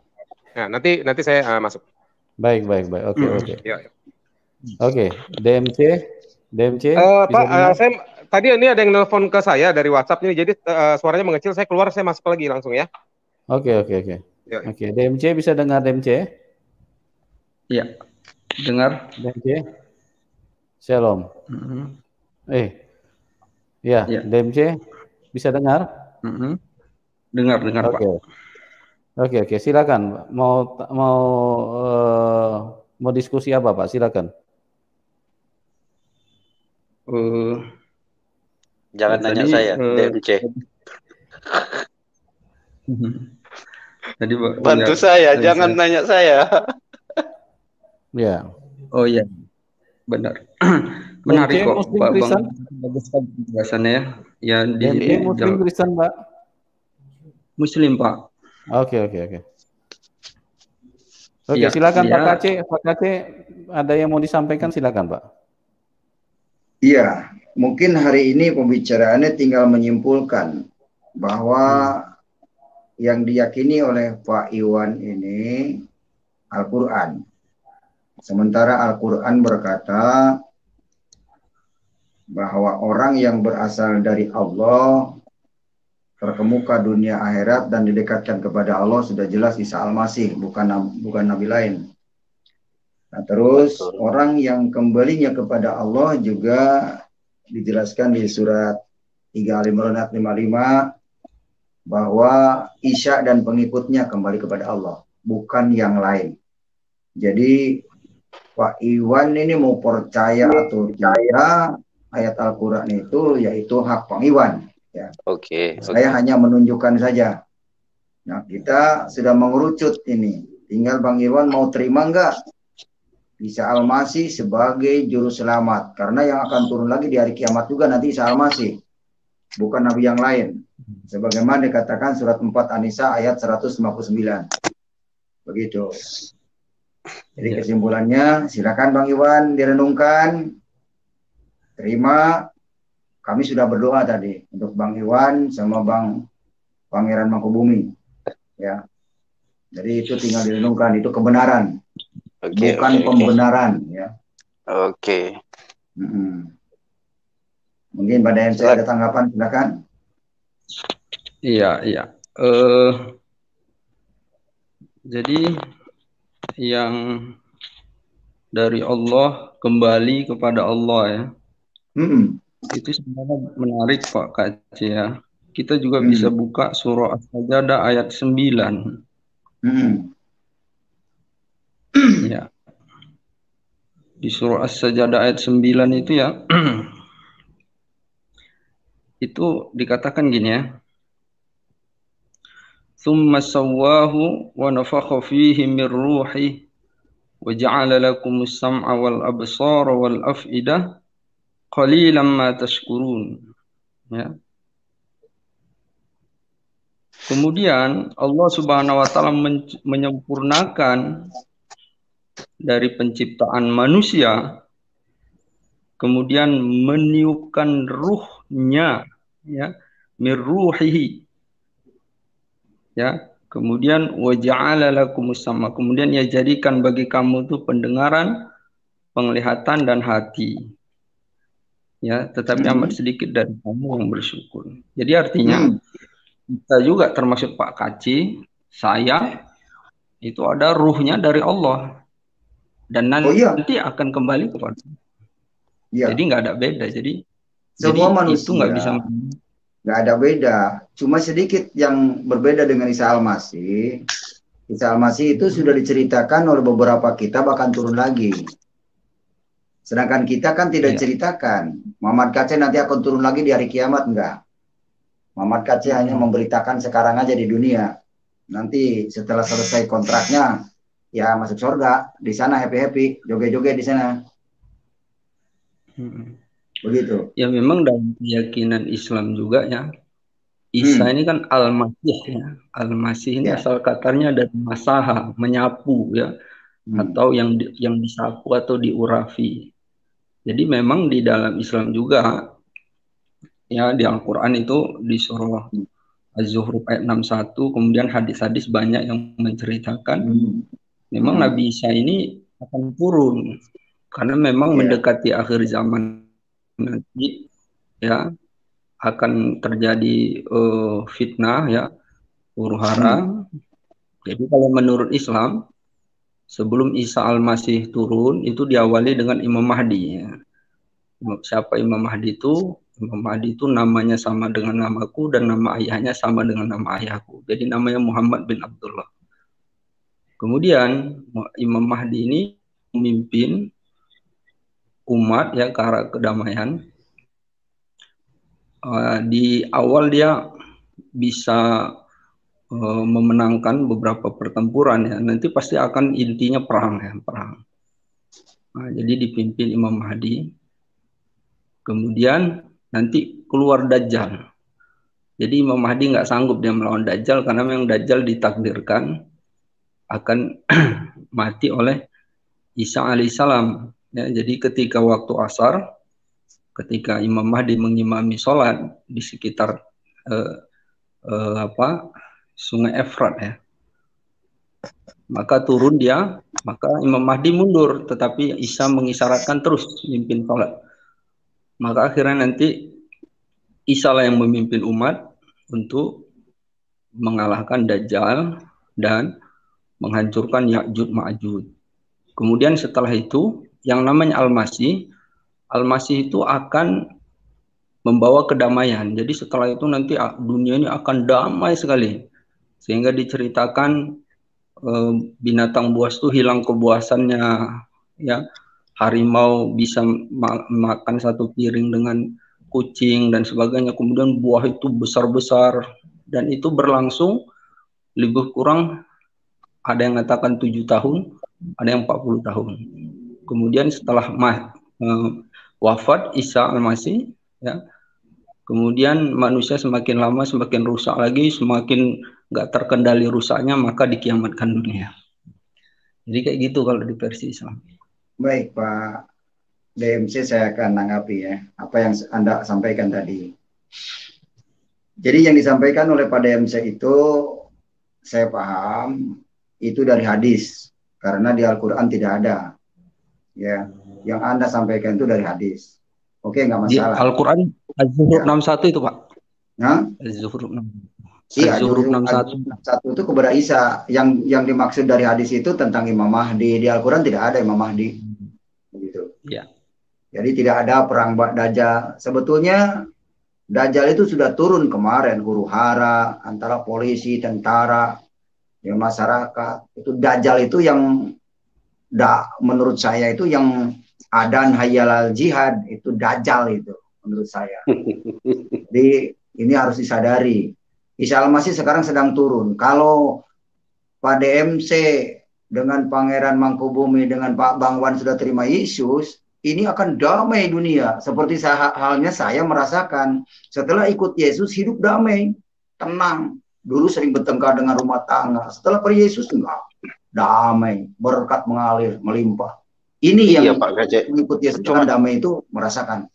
Begitu. Cuman pertanyaan saya begini, kalau mau mengikut Yesus itu Pak Gajah, ketika saya membaca Alkitab ya, saya tanya sama teman-teman semua yang Kristen ya, ketika saya membaca Alkitab, kalau saya memposisikan Yesus di situ sebagai Tuhan, itu banyak banget ayat-ayat yang kontradiksi dengan pemahaman saya ketika saya mendudukkan Yesus sebagai Tuhan. Karena di dalam disebutkan saya tidak mampu berbuat apa-apa tanpa ada artinya perintah dari perintah dari Allah. Saya adalah utusan satu-satunya Tuhan, itu adalah Allah. Nah, ketika saya mendudukkan Yesus sebagai utusan, hampir tidak ada ayat yang bertentangan. Artinya logika saya itu mampu menerima.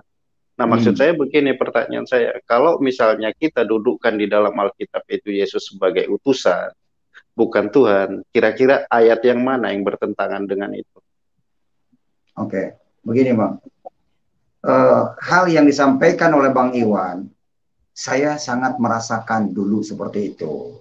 Sebelum saya memposisikan Roh Kudus di dalam hati saya. Memang menolak terus dulu, sama dengan Bang Iwan begitu. Saya ini cerita pengalaman saya. Sebelum saya dibaptis, memang seperti Bang Iwan, menolak terus karena di dalam hati saya belum ada Roh Kudus. Jadi tidak mau mendengar firman Tuhan. Yang mau mendengarkan suara bapaknya adalah anaknya, bukan tetangganya, bukan orang lain. Begitu. Setelah ada Roh Kudus dalam hati saya baru paham ayat-ayat Alkitab itu. Makanya kalau ayat Alkitab dikejar dengan logika, jelas akan berbenturan. Kenapa? Karena firman Tuhan bersifat rohani, sementara akal bersifat duniawi. Nah, disinilah nggak apa-apa Bang Iwan sekarang merasa seperti itu. Iya, karena saya katakan mengalami baptisan. Nah, saya begini, saya menegaskan pertanyaan saya lagi ya. Kalau Pak Kacek mengatakan pakai logika, ya jelas. Kenapa? Karena dasar saya bisa membedakan baik buruk, benar salah, itu adalah logika saya. Dan itu jelas dikatakan di dalam Al-Quran. Ketika Allah menghendaki semuanya umat itu beriman, apa susahnya? Tidak. Cuma Allah tidak mau memaksakan akal manusia. Kenapa? Tuhan itu sudah memberikan akal. Nah, silahkan berpikir benar atau salah. Untuk membedakan benar atau salahnya, saya turunkan kitab. Ini loh ajaran yang benar. Nah, di situ saya coba menggunakan logika itu sendiri. Nah, saya katakan tadi, kalau saya membaca Alkitab, memposisikan Yesus sebagai Tuhan, sangat banyak ayat-ayat yang kontradiksi dan tidak mampu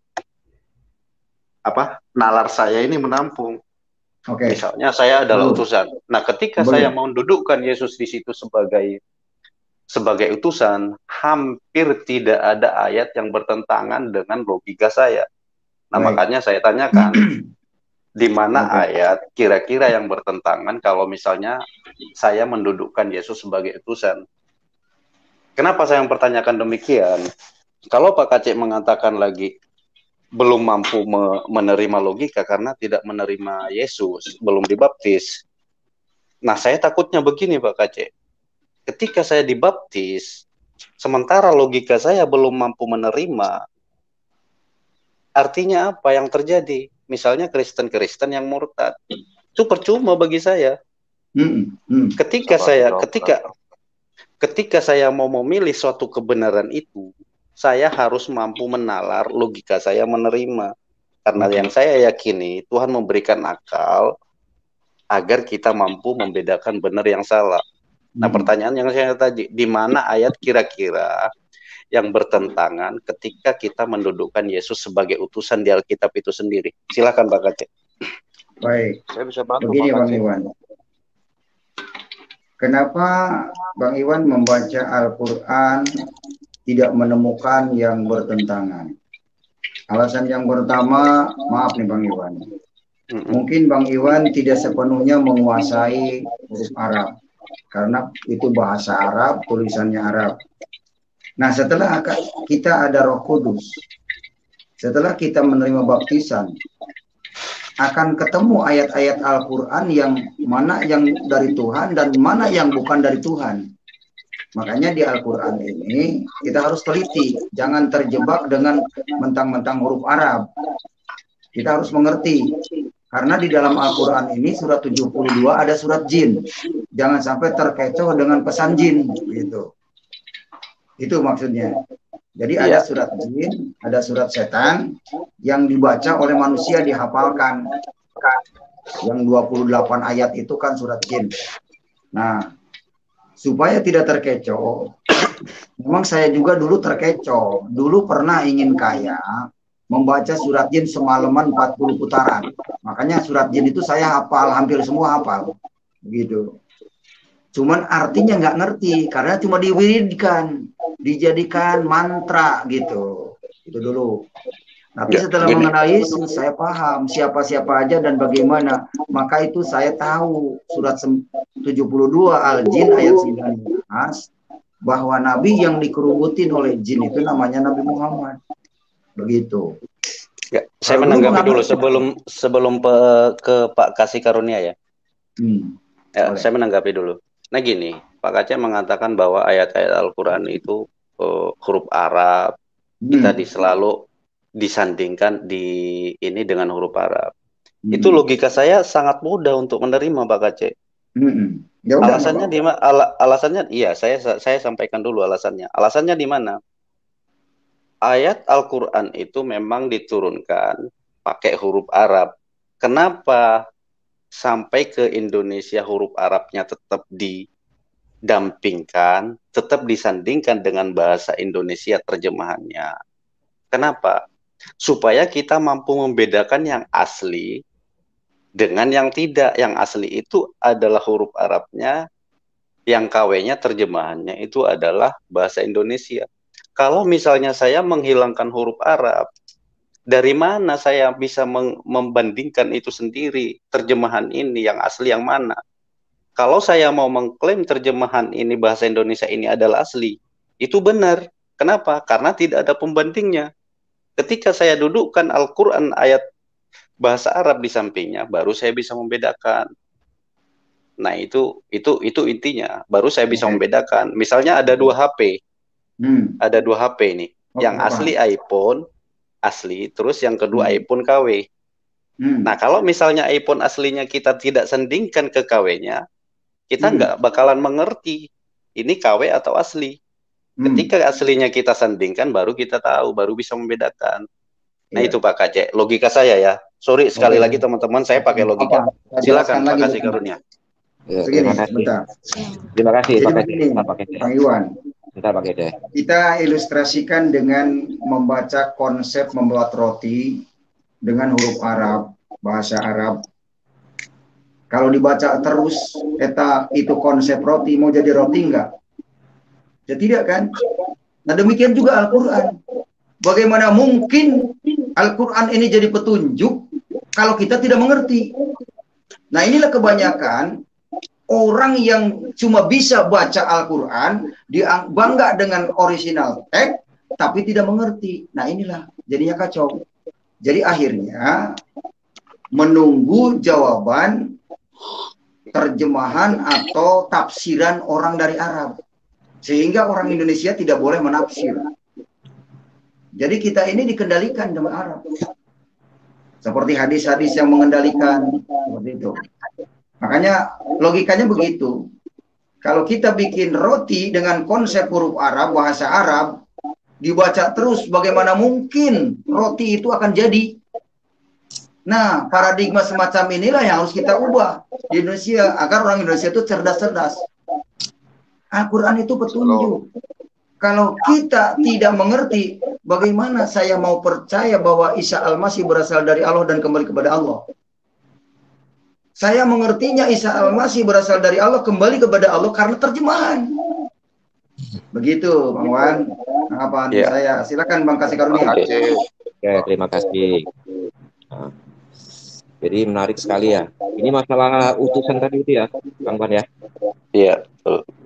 Ketika saya mendudukkan Yesus utusan di Alkitab dan Tuhan di Alkitab. Mantap ya. Jadi begini Bang Wan, saya setuju bahwa memang kita harus menggunakan akal sehat kita, akal pikiran kita, betul ya? Ya kan? Nah, tapi Bang Wan juga harus ingat bahwa akal pikiran kita ini bukan berhenti pada saat ini saja, Bang Wan. Jadi terus berproses, ya kan? Nah, dari mana kita dapat akal sehat itu? Ya, tentu kita dari mendekatkan diri kepada Tuhan, ya, pada Tuhan yang benar. Di situ Roh Tuhan akan menuntun kita kepada akal sehat. Karena apa? Harta yang paling berharga yang dikaruniakan Tuhan kepada kita adalah akal sehat kita sendiri. Ya. Nah, kan ada dikatakan bahwa Tuhan ada dalam hati kita, yaitu hati nurani kita, mengatakan mana yang baik, mana yang buruk, kan begitu. Nah, ketika seseorang sudah terbiasa dengan kelakuan jelek, ya, itu dia anggap suatu kebenaran. Kenapa? Karena sudah terekam dalam alam bawah sadar. Itu ilmu dari ilmu alam bawah sadar ya. Sehingga perbuatan jelek dia akan benar terus. Dan itu berulang-ulang tentu akan menjadi suatu kebenaran. Nah, begitu juga kita ya, sebagai umat Tuhan, ya. Kalau kita sudah dari kecil didoktrin bahwa inilah yang paling benar, itu memang sulit, Bang Wan. Memang sulit. Betul. Nah, di situ kita harus membuka diri, ya, meminta petunjuk pada Tuhan sehingga akal sehat itu akan berkembang. Nah, sekarang saya menjawab masalah utusan tadi. Ya. Utusan apa sih utusan? gitu kan? Begini, dalam ilmu anatomi tubuh ya, ini sebenarnya pikiran kita ini juga mengutus kita loh. Misalnya begini, ketika saya berpikir bahwa saya akan makan, ya, pikiran saya ini mengutus tangan saya untuk mencari makan, ya, untuk menggali makanan. Ketika pikiran saya, seperti saya ingin menjawab pertanyaan Bang Iwan, pikiran saya, jiwa saya akan mengutus mulut saya untuk berbicara. Apa yang saya bicarakan? Itu namanya utusan ya. Nah, sekarang kembali kepada Yesus sebagai utusan. Yesus utusan itu adalah ilahian yang ada dalam dirinya itu mengutus dirinya sebagai jasmani untuk melakukan suatu pekerjaan kemanusiaan, ya, mengajarkan manusia untuk berbuat baik, ya, untuk melakukan hal-hal yang diperintahkan Tuhan. Ya, itu putusan Bang Iwan. Nah, sekarang kita buka, coba kalau Pak Yusuf bisa bantu saya buka di Yohanes 17 ayat 7. Iya Pak, nilainya penuh, terima kasih. Mungkin bisa dibacakan aja ya. Saya baca ya, Yohanes 17. Nanti aku izin ya, masuk ya. Ya. Ya. 17 ayat 7 ya. Sekarang mereka tahu bahwa semua yang engkau berikan kepadaku itu berasal daripadamu. Nah, ini sudah jelas. Jadi apa yang dilakukannya itu, yaitu firman, utusan yang diberikan Tuhan ke dalam tubuh Yesus Kristus itu, termasuk firman-Nya, itulah yang diutus untuk diucapkan Tuhan Yesus, mengajar kepada umat manusia. Itu yang dimaksud utusan. Jadi bukan berarti kita menganggap gini, utusan itu jangan kita dalam posisi sempit bahwa, oh, saya utus Bang Kace pergi ke sana, Bang Kace. Tidak demikian juga yang namanya utusan, ya. Ketika pikiran saya memerintahkan saya untuk berbicara, itu artinya apa? Pikiran saya mengutus mulut saya untuk berbicara. Itu secara refleks. Refleksinya seperti itu. Begitu Bang Iwan. Jadi analogi dari kata-kata utusan ini yang sering disalahartikan begitu loh, ya. Jadi kita bisa mengutus diri kita sendiri gitu, Bang Iwan. Ya, bukan berarti saya mengutus Bang Iwan berarti itu utusan, belum tentu. Saya mengutus diri saya sendiri pergi ke suatu tempat, itu saya utusan atas diri saya sendiri begitu loh. Kira demikian penjelasannya. Terima kasih. Saya bisa, shalom, selamat malam. Ya, selamat malam. Ya, saya bisa minta waktu sebentar aja ya untuk Pak Bang Iwan. Ya, Bang Iwan, saya mau tanya, kalau saya jelaskan secara Alkitab, Bapak terima nggak masalah utusan? Halo, Bang Iwan? Iya, halo. Kalau logika saya mampu menalar,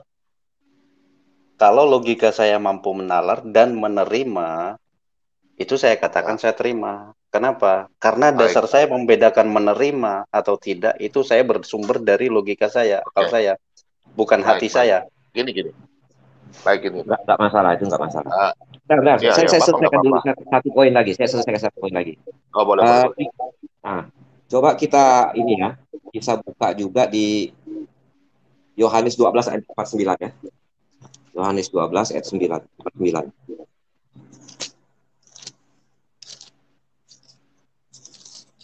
Ya, saya bacakan ya. Nah, Yohanes. Sebab ya, ini utusan ya.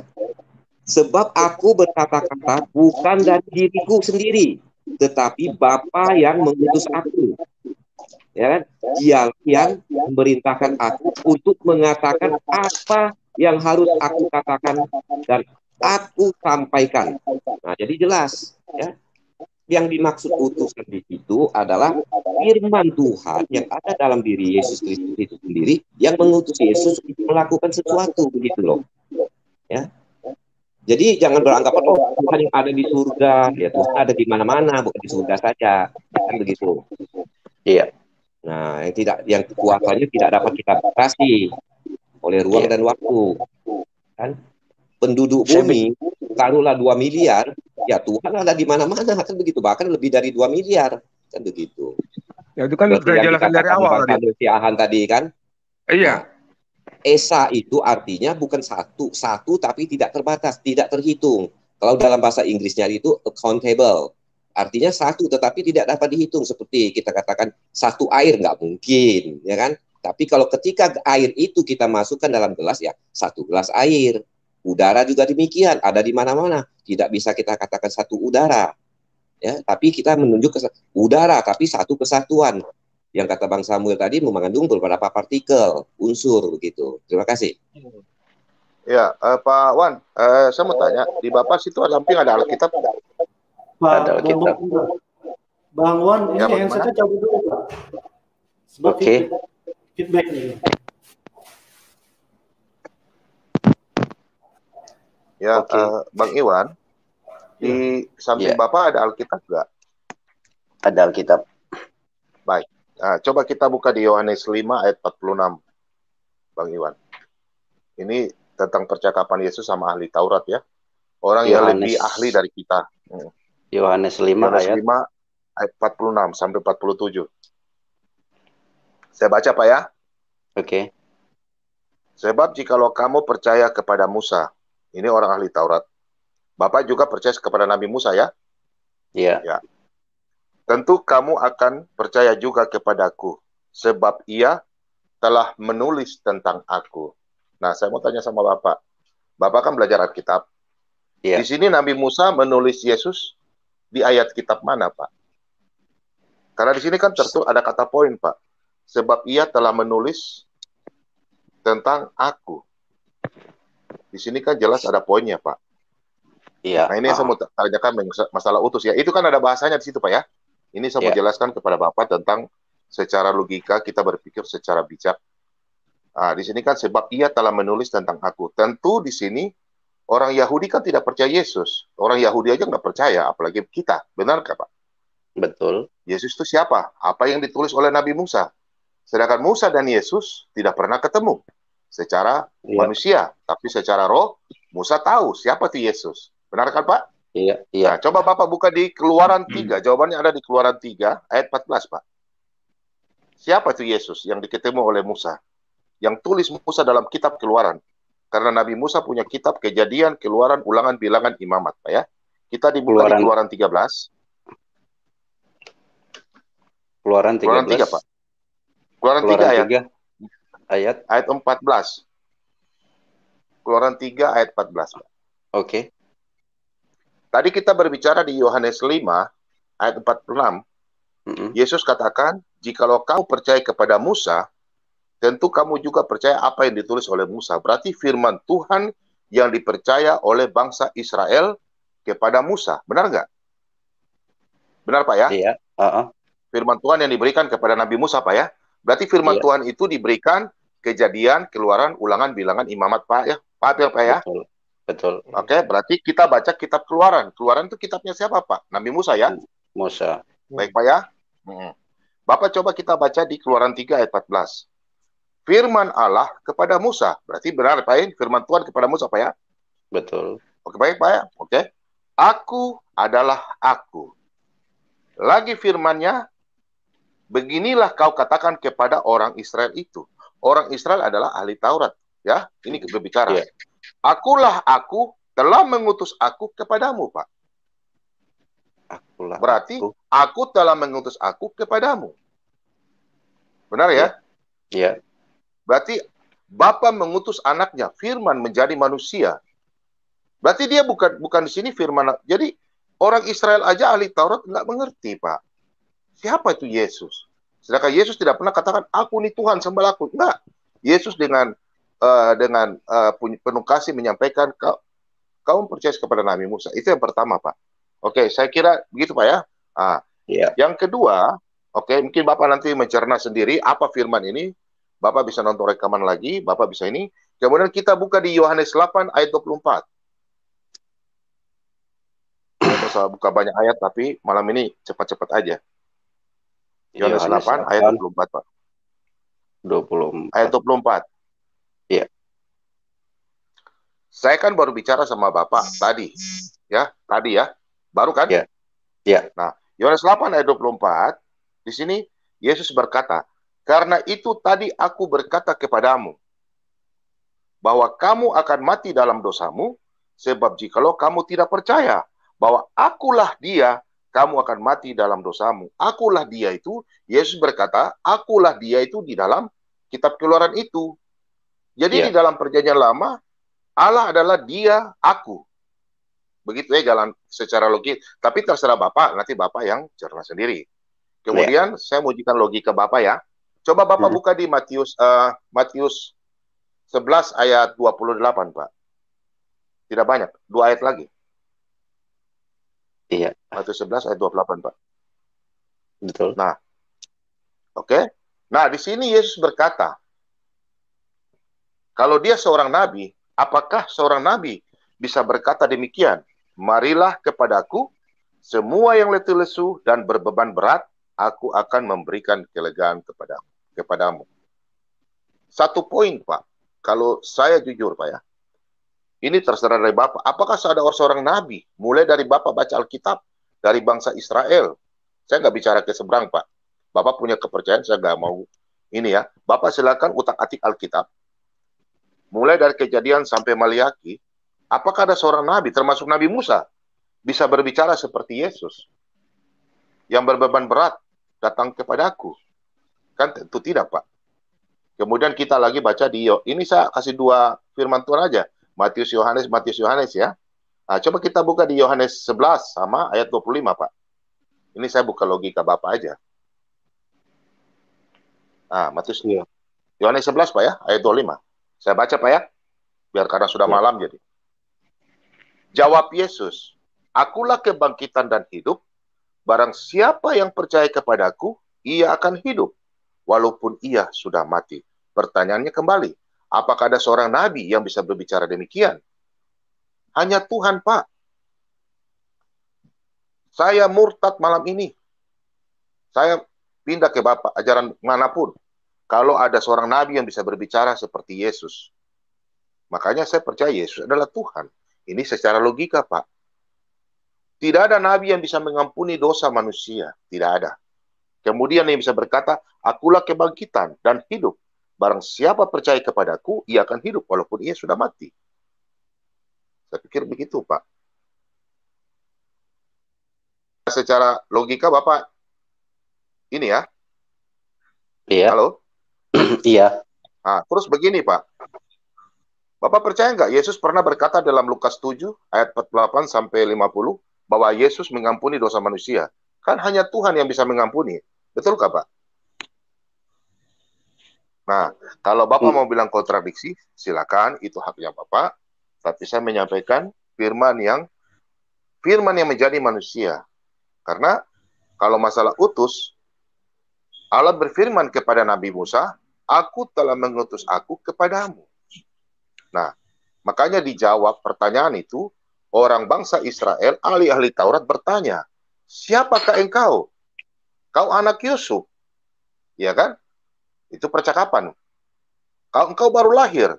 Makanya Yesus berkata, sebelum Abraham ada, aku telah ada. Kemudian Yesus berkata lagi, jikalau kamu percaya kepada Nabi Musa, tentu juga kamu akan percaya kepada aku. Contoh, di dalam yang tadi Yohanes 5 itu, Pak. Dia punya ayat Yohanes 5, selanjutnya, ayat 47 ya. Nah, di situ kan Yesus katakan, jikalau kamu tidak percaya akan apa yang ditulisnya, bagaimanakah kamu akan percaya akan apa yang kukatakan? Nah, kalau umpamanya Bapak tidak percaya kepada Nabi Musa, ya percuma juga saya sampaikan ini kepada Bapak. Karena firman Tuhan yang ditulis oleh Nabi Musa adalah firman yang menjadi manusia. Allah sendiri datang dalam rupa manusia. Saya pikir begitu aja, Pak. Kita bicara logika, Bapak bicara dulu. Yang lain boleh lanjut, Pak. Mari, selamat malam, Pak. Pak Iwan ya? Iya. Baik, makasih. Ya.